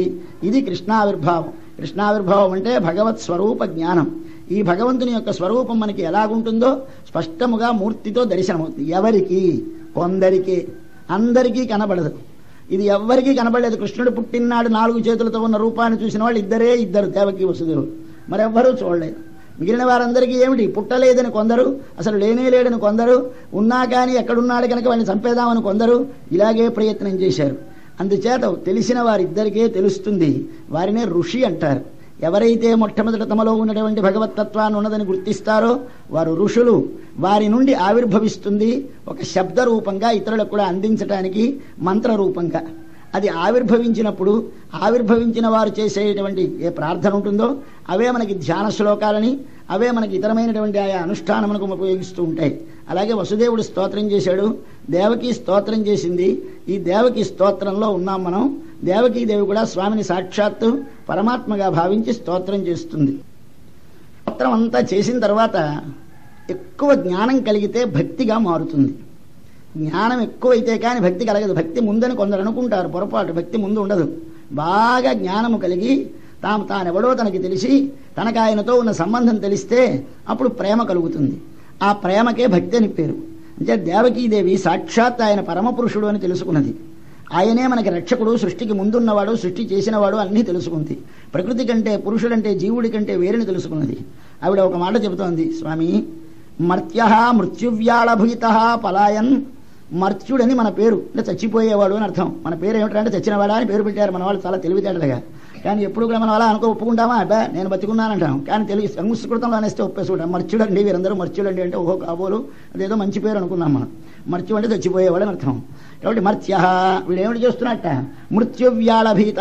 మనం పుట్టడంతో మనతో వెనకాల ఒక పాము బయలుదేరింది, మనతోటే కాలసర్పం. అదేమిటది? మృత్యువు. ఆ మృత్యు అనేటువంటి సర్పం మనల్ని వెంటాడుకో వస్తోంది. ఎక్కడ దొరుకునా కాటు వేద్దామా అని మనం పరిగెత్తుతున్నాం స్పీడుగా. పరిగెత్తుతూ ఉంటే మనం పరిగెడుతుంటే మన వెనకాల అది వస్తుంది. లోకాన్ సర్వాన్ తిప్పాడు పావుని, తన లోకాలన్నీ తిరుగుతున్నాడు. ఎన్ని చోటు తిరిగినా ఎక్కడికెళ్ళినా కానీ నిర్భయం, భయము లేని చోటు దొరకలేదట. ఎక్కడికెళ్ళినా ఈ పాము వెనకాల వదులుతోంది, వదలడం లేదు. కాబట్టి పగబట్టింది పాము కరిచేస్తుందని భయంతో తిరుగుతూ ఒకనాడు అనుకోకుండా హఠాత్తుగా స్వామి పాదాలు దొరికాడు. త్వత్పాదాబ్జం యదృచ్ఛయా ప్రాప్య. అదేమి మన ప్రయత్నం కాదు. ఏమిటోనండి, నేను కొంచెం సాధన చేశానులేండి అంటాడు వీడు. సాధన చేసి వీడు భగవంతుడిని చూశాడట. ఒరే నీ సాధన కాదురా, వాడిది సాధన అంటారు మన వాళ్ళు. మన సాధన వల్ల భగవంతుడు దర్శనమవుడు. ఎదురుచ్ఛయ, అనుకోనకుండా దర్శిస్తాడు. ఎవరికో జన్మాంతరములో చేసుకున్న పుణ్య విశేషం వల్ల, ఆనుషంగిక ప్రాసంగిక యాదృచ్ఛిక సుకృతముల వలన ఈ జన్మలో జన్మించే సమయంలో భగవానుడు మన వైపు కటాక్షిస్తే, ఒకసారి చూస్తే మనకు కలుగుతుంది. అప్పుడు వాడికి ఏమైందిరా, వెళ్ళగానే అక్కడి నుంచి పాము దూరంగా నిలబడిపోయిందిరా, మీదకి రావడం మానేసింది. హారి చూశాడు, అబ్బాయి మరి ఈ పాదాలు వదిలితే లాభం లేదు, ఇది వదిలేమా పాము మళ్ళీ వచ్చి పడిపోతుందని అక్కడి నుంచి ఆ పాదాల దగ్గర ఉండిపోయినట్టు. ఉండిపోతే ఏమిటైంది? స్వస్థసేతే, హాయిగా పడుకున్నట్టు. ఇన్నాళ్ళు తిరిగి అవాళ హాయిగా నిద్ర పట్టిందిరా. ఎప్పుడు? స్వామి పాదాలు చేరిన తర్వాత. లేచి చూసరికి ఈ పాము లేదు అక్కడ. అదేమైంది? మృత్యురస్మాదపైతి. ఆ మృత్యు అనేది వాడికి దూరంగా వెళ్ళిపోతుందిట. అటువంటి నీవు అన్నది అంటే ఏమిటి? సాక్షాత్తు మృత్యువుకి కూడా మృత్యువై అవతల అన్నిటినీ కూడా మా నుండి తొలగించేటువంటి, అపాయములు తొలగించేటువంటి సర్వేశ్వరుడు అయిన నీవు ఈనాడు నా దగ్గర మా ఎందు ఆవిర్భవించావు.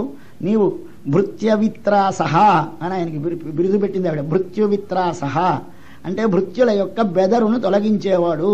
కాబట్టి మనందరం విత్రాసంతో ఉంటాం. భయం, ఎప్పుడు చచ్చిపోతాము. చావు లేకుండా ఉండాలంటే ఏమిటి చేయాలి అంటే, చావు లేకుండా ఉండాలంటే కేవలంగా ఈ మందులు మాకుల వల్ల చావు లేకుండా ఉండం. మరి దేనివల్ల ఏ చావు లేకుండా ఉండాలి? బయటి చావు లేకుండా ఎవడూ తప్పించుకోలేడు. యోగీశ్వరుడైనా 200 కాదు 300 400 ఏళ్ళలో బతుకుతాడు, ఆఖరికి వాడు పోవలసిందే. మరి ఏ చావు లేకుండా చేసుకోవాలి? లోపలుండే భగవంతుడనే ఆత్మకి మనము దూరము కాకుండా మన లోపలున్న భగవానుడు మనకు కలిసి ఉండడం అనేది చావు లేకపోవుట. భగవంతునికి దూరముగా ఉంటే చచ్చిపోవుట. ఇప్పుడు మనమందరం ఇప్పుడు మర్చులం అంటే భగవంతుడిని మర్చిపోయి ఉన్నాం. భగవంతుడు మన లోపల ఉన్నాడు కానీ మనకు కనపడడం లేదు. కనపడకపోతే మనందరం చనిపోయినట్టు లెక్క. ఎప్పుడైతే మళ్ళీ వాడు కనిపిస్తాడో అప్పుడు మనందరం ఏమవుతాం? భయము తొలగిన వారు, మృత్యువు తొలగిన వారు అవుతారు. ఆ అమృతత్వాన్ని పొందాలి. దానికోసమని స్వామి మా యందు అవతరించి మాకు ఈ భయాన్ని తొలగించావు నీవు. కానీ ఈ పురుష రూపంతో పుట్టావు. ఇది కేవలం ధ్యానంలో గోచరం అవ్వలసింది కానీ కంటితో చూడవలసింది కాదు. ధ్యానం రూపంచేదం ధ్యానధిష్ణ్యం, ధ్యానములో గోచరించాలి. ప్రత్యక్షంగా భగవంతుడి కళ్ళతో కనపడ్డు. అట్లా కనపడినటువంటి భగవంతుడి వాళ్ళ ప్రత్యక్షంగా మాకు కనపడ్డాడు. కాబట్టి స్వామి నీవు మాకు కనపడకు, దాచి ఈ శరీరాన్ని. ఇంకేదాని ఇక్కడ కంసుడున్నాడు దుర్మార్గుడు, వాడిని చంపేస్తాడన్నారు. ఇదేమిటి? శంఖచక్రాలు చతుర్భుజాలతో ఉండి మృత్యువు వాడి దగ్గరికి వెళితే పోతుందని ముందు శ్లోకంలో చెప్పి తర్వాతి శ్లోకంలో స్వామి నీ రూపాన్ని దాచే కంసుడు నిన్ను చంపేస్తాడంటారేమిటి? అంటే అది జ్ఞానము, ఇది భక్తి. భక్తి కలగ్గానే వెంటనే స్వామికి ఆపద వస్తుందేమో అనే బెంగ కలుగుతుంది కనుక వెంటనే స్వామిని ఉపసంహర, స్వామిని రూపాన్ని ఉపసంహరించే, ఈ చతుర్భుజములతో ఉండవద్దు అని ప్రార్థించింది. ప్రార్థిస్తే స్వామి చెప్పాడు, నిజమే ఉపసంహరిస్తాను కానీ నీకు ఒక్కసారి నేను కనపడకపోతే వెనకటి జన్మలో నేను ఆడిన మాట అసత్యమవుతుందేమో అని కనపడ్డాను. వెనకటి జన్మలో మీరు 3 జన్మల క్రిందట పృష్ణి అని నీ పేరు, ఈయన పేరు సుతపుడు అనే ఒక ప్రజాపతి, సుతపుడు పృష్ణి అనే మీరిద్దరూ తపస్సు చేస్తే మీ తపస్సుకి సంతోషించి నేను ఎదురుగా వచ్చి దర్శనమిస్తే ఆనాడు మీరు చేసినటువంటి తపస్సు చాలా ఘోరమైనది, దానికి నేను సంతోషించి దర్శనమిస్తే ఆ వర్ష సహస్రములు 1000 సంవత్సరముల తపస్సు తర్వాత దర్శనమివ్వగానే ఏమి కోరాలి? స్వామి మోక్షమి అనాలి. కానీ అనిపించలేదు మీకు. ఎందుచేత అజుష్టగ్రామ్య విషయవు, లౌకికమైన భోగాలు ఏమి అనుభవించకుండా పాపం వెంటనే భగవంతుడి మీదకే రావడం చేత భగవంతుడు దర్శనమిస్తే అరే పిల్లలుంటే బాగుండు అనిపించింది వీరికి. అనిపించి స్వామి నీ వంటి పిల్లలు కావాలి అని కోరి, నీ వంటి పిల్లలు కావాలి అని కోరితే నా వంటి వాడు మరొకడు లోక అదృష్ట్వా అన్యతమం లోకే శీల ఔదార్య గుణై సమం, నాతో శీలములోకాన ఔదార్యములోకాని నాతో సమానుడైనటువంటి రెండవ వాడెవడు కనపడకపోవడం చేత అహం సుతో వామభవం, నేనే మీ కుమారుణ్ణైనాను. ఆ జన్మలో పృష్ణిగర్భుడు అని నా పేరు. తరువాత మళ్ళీ 3 సార్లు జన్మిస్తానని చెప్పాను. మళ్ళీ జన్మలో నీవు అదితివి, ఈయన కశ్యపుడు. అప్పుడు మళ్ళీ మీకు నేను ఉపేంద్రుడుగా వామనుడుగా జన్మించాను. ఇది 3వ జన్మ. ఈ 3వ జన్మలో మళ్ళీ మీకు నేనే కుమారుడుగా జన్మించాను అనేటువంటి మాట, నేను రూపం కనిపించకపోతే మీకు పూర్వజన్మ స్మృతి కలగదు. అందుకోసం మీకోసమని నేను ఈ రూపంతో కనిపించాను. ఇదిగో మీ ప్రాగ్జన్మ స్మరణం కోసం కనిపించాను, కానీ మరొకటేమి కాదు. మీరు ఈ శరీరముతోనే ఉండి నేను ఈ శరీరముతో మనుష్యుడిగానే ఉండి నన్ను గురించి మీరు ఎప్పుడూ భావన చేస్తూ ఉంటే, నన్ను మీరు కుమారుడుగా భావించినా నేను సాక్షాత్తు పరబ్రహ్మమును కనుక పరబ్రహ్మమైన నన్ను మనుష్య రూపముతో మనుష్యుడిగా కుమారుడుగా భావన చేసిన వారు కూడా తరిస్తారు కనుక మీరు బ్రహ్మభావనతో ఒక్కొక్కప్పుడు, పుత్రభావనతోటి మర్త్యభావనతోటి ఒక్కొక్కప్పుడు నన్ను భావించండి, తరించండి అని యువామ్మాం పుత్రభావేన బ్రహ్మభావేన చాసకృతు ధ్యానం చేయమని చెప్పేసి స్వామి అంతర్ధానం అయిపోయినాడు. అయిపోతూ చెప్పాడు, యా నన్ను ఇక్కడ ఉంచకు, తీసుకువెళ్ళి నందుడి దగ్గర రేపల్లెలో పడుకోబెట్టే, అక్కడ ఒక అమ్మాయింది తీసుకురా అని చెబితే వెంటనే ఈయన తనని తీసుకువెళ్ళిపోవడానికి బయలుదేరాడు. ఈయన బయలుదేరితే ఆ చెరసాల బాగా తలుపులు వేసేశారు, తాళాలు వేశారు, ఇనప గొలుసులు ఇనప ఊసలు దానిలో దిగ్గొట్టారు. పెద్ద తలుపులు గొలుసు దానిలో మధ్యని ఊసలాంటిది పెట్టారు. అవన్నీ విడిపోయినాయిట. అవన్నీ విడిపోయి దారి ఇచ్చేసిందన్నాడు. ఎలా విడిపోయినాయి అంటే యోగమాయ ఆవరించినప్పుడు ఆ యోగమాయ అనేది ముందే జన్మించున్నది కనుక తయా హృత ప్రత్యయ సర్వవృత్తిషు, దాని చేత సమస్తమైనటువంటి జ్ఞానములు మూతబడిపోతాయి. ఇది మనకి యోగమాయ యొక్క శక్తి ఇతరుల యందు అందరి యందు ఎట్లా ప్రసరిస్తుందో, తన లోపల ఆవిర్భవించడానికి ఎట్లా ప్రతిబంధకం ఉండదో, మనకు ఉండేటువంటి కన్ను కాని మూతగా మరొకటి కాని ఇతరమైన విషయములనే ఇప్పుడు ఇంతకుముందు అనుభవిస్తున్నవి ఇప్పుడు ఇతర విషయములను అనుభవించడం మానేసి కేవలం భగవద్విషయాన్నే భావించే స్థితికి వచ్చేసరికల్లా అన్ని అడ్డంకులు తమంత తామే దొరుకుతాయి. దీనికే మనకు ఉపనిషత్తులలో ఆ భగవంతుని కాని దర్శిస్తే ఏమవుతుంది అని చెప్పాడు. తే హృదయ గ్రంథి ఛిద్యంతే సర్వసంశయా క్షీయంతే చాస్య కర్మాణి అని ఉపనిషత్తులో భిద్యతే హృదయ గ్రంథి. మన హృదయానికి ఒక పెద్ద ముడిందిట. ఆ ముడంటే పీఠముడిలాగా విడవనటువంటి ముడి. ఏమిటా పీఠముడి? ఈ ఆత్మకి శరీరముతో ముడిపడి ఉంటుంది. నేనే శరీరమే నేను, శరీరమే నేను అనే దానిని అహంకార గ్రంథి అంటారు. దానికే ఒక ముడి. ఎప్పుడైతే లోపల భగవంతుడి దర్శనమవుతుందో వెంటనే ఇది విడిపోతుంది. అప్పుడు వెంటనే ఏమవుతుంది? అప్పుడు ఛిద్యంతే సర్వ సంశయాలన్నీ విడిపోతాయి. అప్పుడు క్షీయంతే చాస్య కర్మాణి, కర్మలన్నీ విడిపోతాయి, తెగిపోతాయి అని 3 చెప్పాడు. ఆ 3ంటికి 3గా వేసినట్టుంది. కపాట, ఆయస, కీల, శృంఖల 3 విడిపోయినాయిట. తలుపులు విడిపోయినాయిట. వెంటనే దానికి పెట్టినటువంటి గొలుసులలో మధ్య ఉన్నటువంటి శీల పెట్టినటువంటి శీల ఓడిపోయిందిట. దానిని కీలం అంటారు. దానికి వేసిన గొలుసుకి శృంఖల అంటారు. దానికి వేసిన దానికి తలుపు అంటారు. ఈ తలుపు అనేది ఏమిటి? ఇదే కేవలముగా మన లోపల శరీరముతో ఆత్మ చేరినందువల్ల కలిగిన దేహాత్మాభిమానం వల్ల కలిగేటటువంటి మొట్టమొదటి నేనే శరీరము, నాదే అంతా అనేటువంటి అహంకారమకారములు అనేటువంటి 2ంటికి తలుపులని పేరు పెట్టుకుంటే ఈ 2 తలుపులైతే ఈ 2 తలుపులు కలగడానికి ఉండేటువంటి కారణం ఏమిటి అంటే సంశయము. దానికంటే తర్వాత ఉన్నటువంటిది కర్మ. కర్మ వలన సంశయం కలుగుతుంది. సంశయం వలన దేహమునందు ఆత్మకాని శరీరమందు ఆత్మయనే బుద్ధి కలుగుతుంది. దేహం ఆత్మకాని శరీరమందు ఆత్మయనే బుద్ధి కలిగి నేను స్వతంత్రుడని బుద్ధి కలిగితే 2 తలుపులు పెద్ద తలుపులు పెట్టేసినట్టు లెక్క. మరి భగవంతుడు కనిపించడు. దానికి పక్కన సంశయాలు వస్తాయి. ఈ సంశయాలు గొలుసు లాంటిది. ఈ గొలుసులా ఏమిటి? ఒకదానికొకటి సందేహాలు పుట్టడం ప్రారంభించిందో అలా ఊరిపోతాయి సందేహాలు. దేవుడు ఉంటాడా? ఉంటే కనిపించడా? కనిపించడానికి ఎవరికి కనిపిస్తాడా? వాళ్ళకి మాత్రం కనిపించారా? ఇలాగా ప్రతీది అలా మీద గడిపోతుంది. దేవుడికి రూపం ఉంటుందా? దేవుడు పుట్టుతాడా? దేవుడు పుడితే మాత్రం చచ్చిపోతాడా? దేవుడు పెళ్లి చేసుకుంటాడా? దేవుడు పెళ్లి చేసుకుంటే భార్య పోతే అంత తెలియదా? ఏడుస్తాడా? ఎలా కుదురుతాయి? సమాధానాలు ఎక్కడా లేవు. ఇది గొలుసు పెట్టేసి మొత్తం గొలుసు వేసేశారు దీనికి. ఈ వేసిన దానికి మధ్యలో ఒక ఇనప ఊస పెట్టేశారు. అది కర్మ. కాబట్టి కర్మలన్నీ తెగిపోవాలి, ఈ గొలుసులు విడిపోవాలి, తలుపులు తెరుచుకుపోవాలి. ఎప్పుడు తెరుచుకుపోతాయి? స్వామి లోపల దర్శనమైనాడు కనుక వెంటనే బృహత్ కవాట, ఆయస, కీల, శృంఖలా విడిపోయినాయి. విడిపోగానే ఇప్పుడు ఈ లోపల ఉన్నటువంటి వసుదేవుడికి ఏమిటి చెప్పాడు, అయ్యా నన్ను నెత్తి మీద పెట్టుకుని నువ్వు బయలుదేరు అన్నాడు. ఎలా వెళతానని అడగలేదు, అది అతను గొప్ప. మనమైతే అడుగుదాం, స్వామి తలుపులు వేసేసి ఉన్నా ఎలా వెళతామని అడుగుదాం. ఆయన మరి ప్రశ్న వేసినట్టు లేదు దీనిలోనూ. నన్ను పట్టుకెళ్ళిపోమన్నట్ట, పట్టుకెళ్ళిపోమంటే సరే అన్నాడు. నెత్తి మీద తట్టలో పెట్టేసుకుని ఇంత గుడ్డల్లో మధ్యలో పెట్టుకుని ఇలా పట్టుకెళ్ళిపోతున్నాడు పిల్లని. ఆయన ఎప్పుడైతే వసుదేవ ఆగతే ఏమిటి చేసుకొని ఆయనని కృష్ణవాహే వసుదేవే ఆగతే, ఏం అందమైన వాడు, కృష్ణవాహుడైన వసుదేవుడు వస్తే తలుపులు తెరవబడవు. కృష్ణవాహే వసుదేవ ఆగతే, కృష్ణుడిని తల మీద మోసుకుని వసుదేవుడు వస్తూ ఉంటే వాడిని పెట్టుకుని ఒక మీద తల మీద పట్టుకో రాగా ఏమవుతాయి, తలుపులు అవే విడిపోతాయి. దీనికి మన ప్రయత్నం అక్కర్లేదు.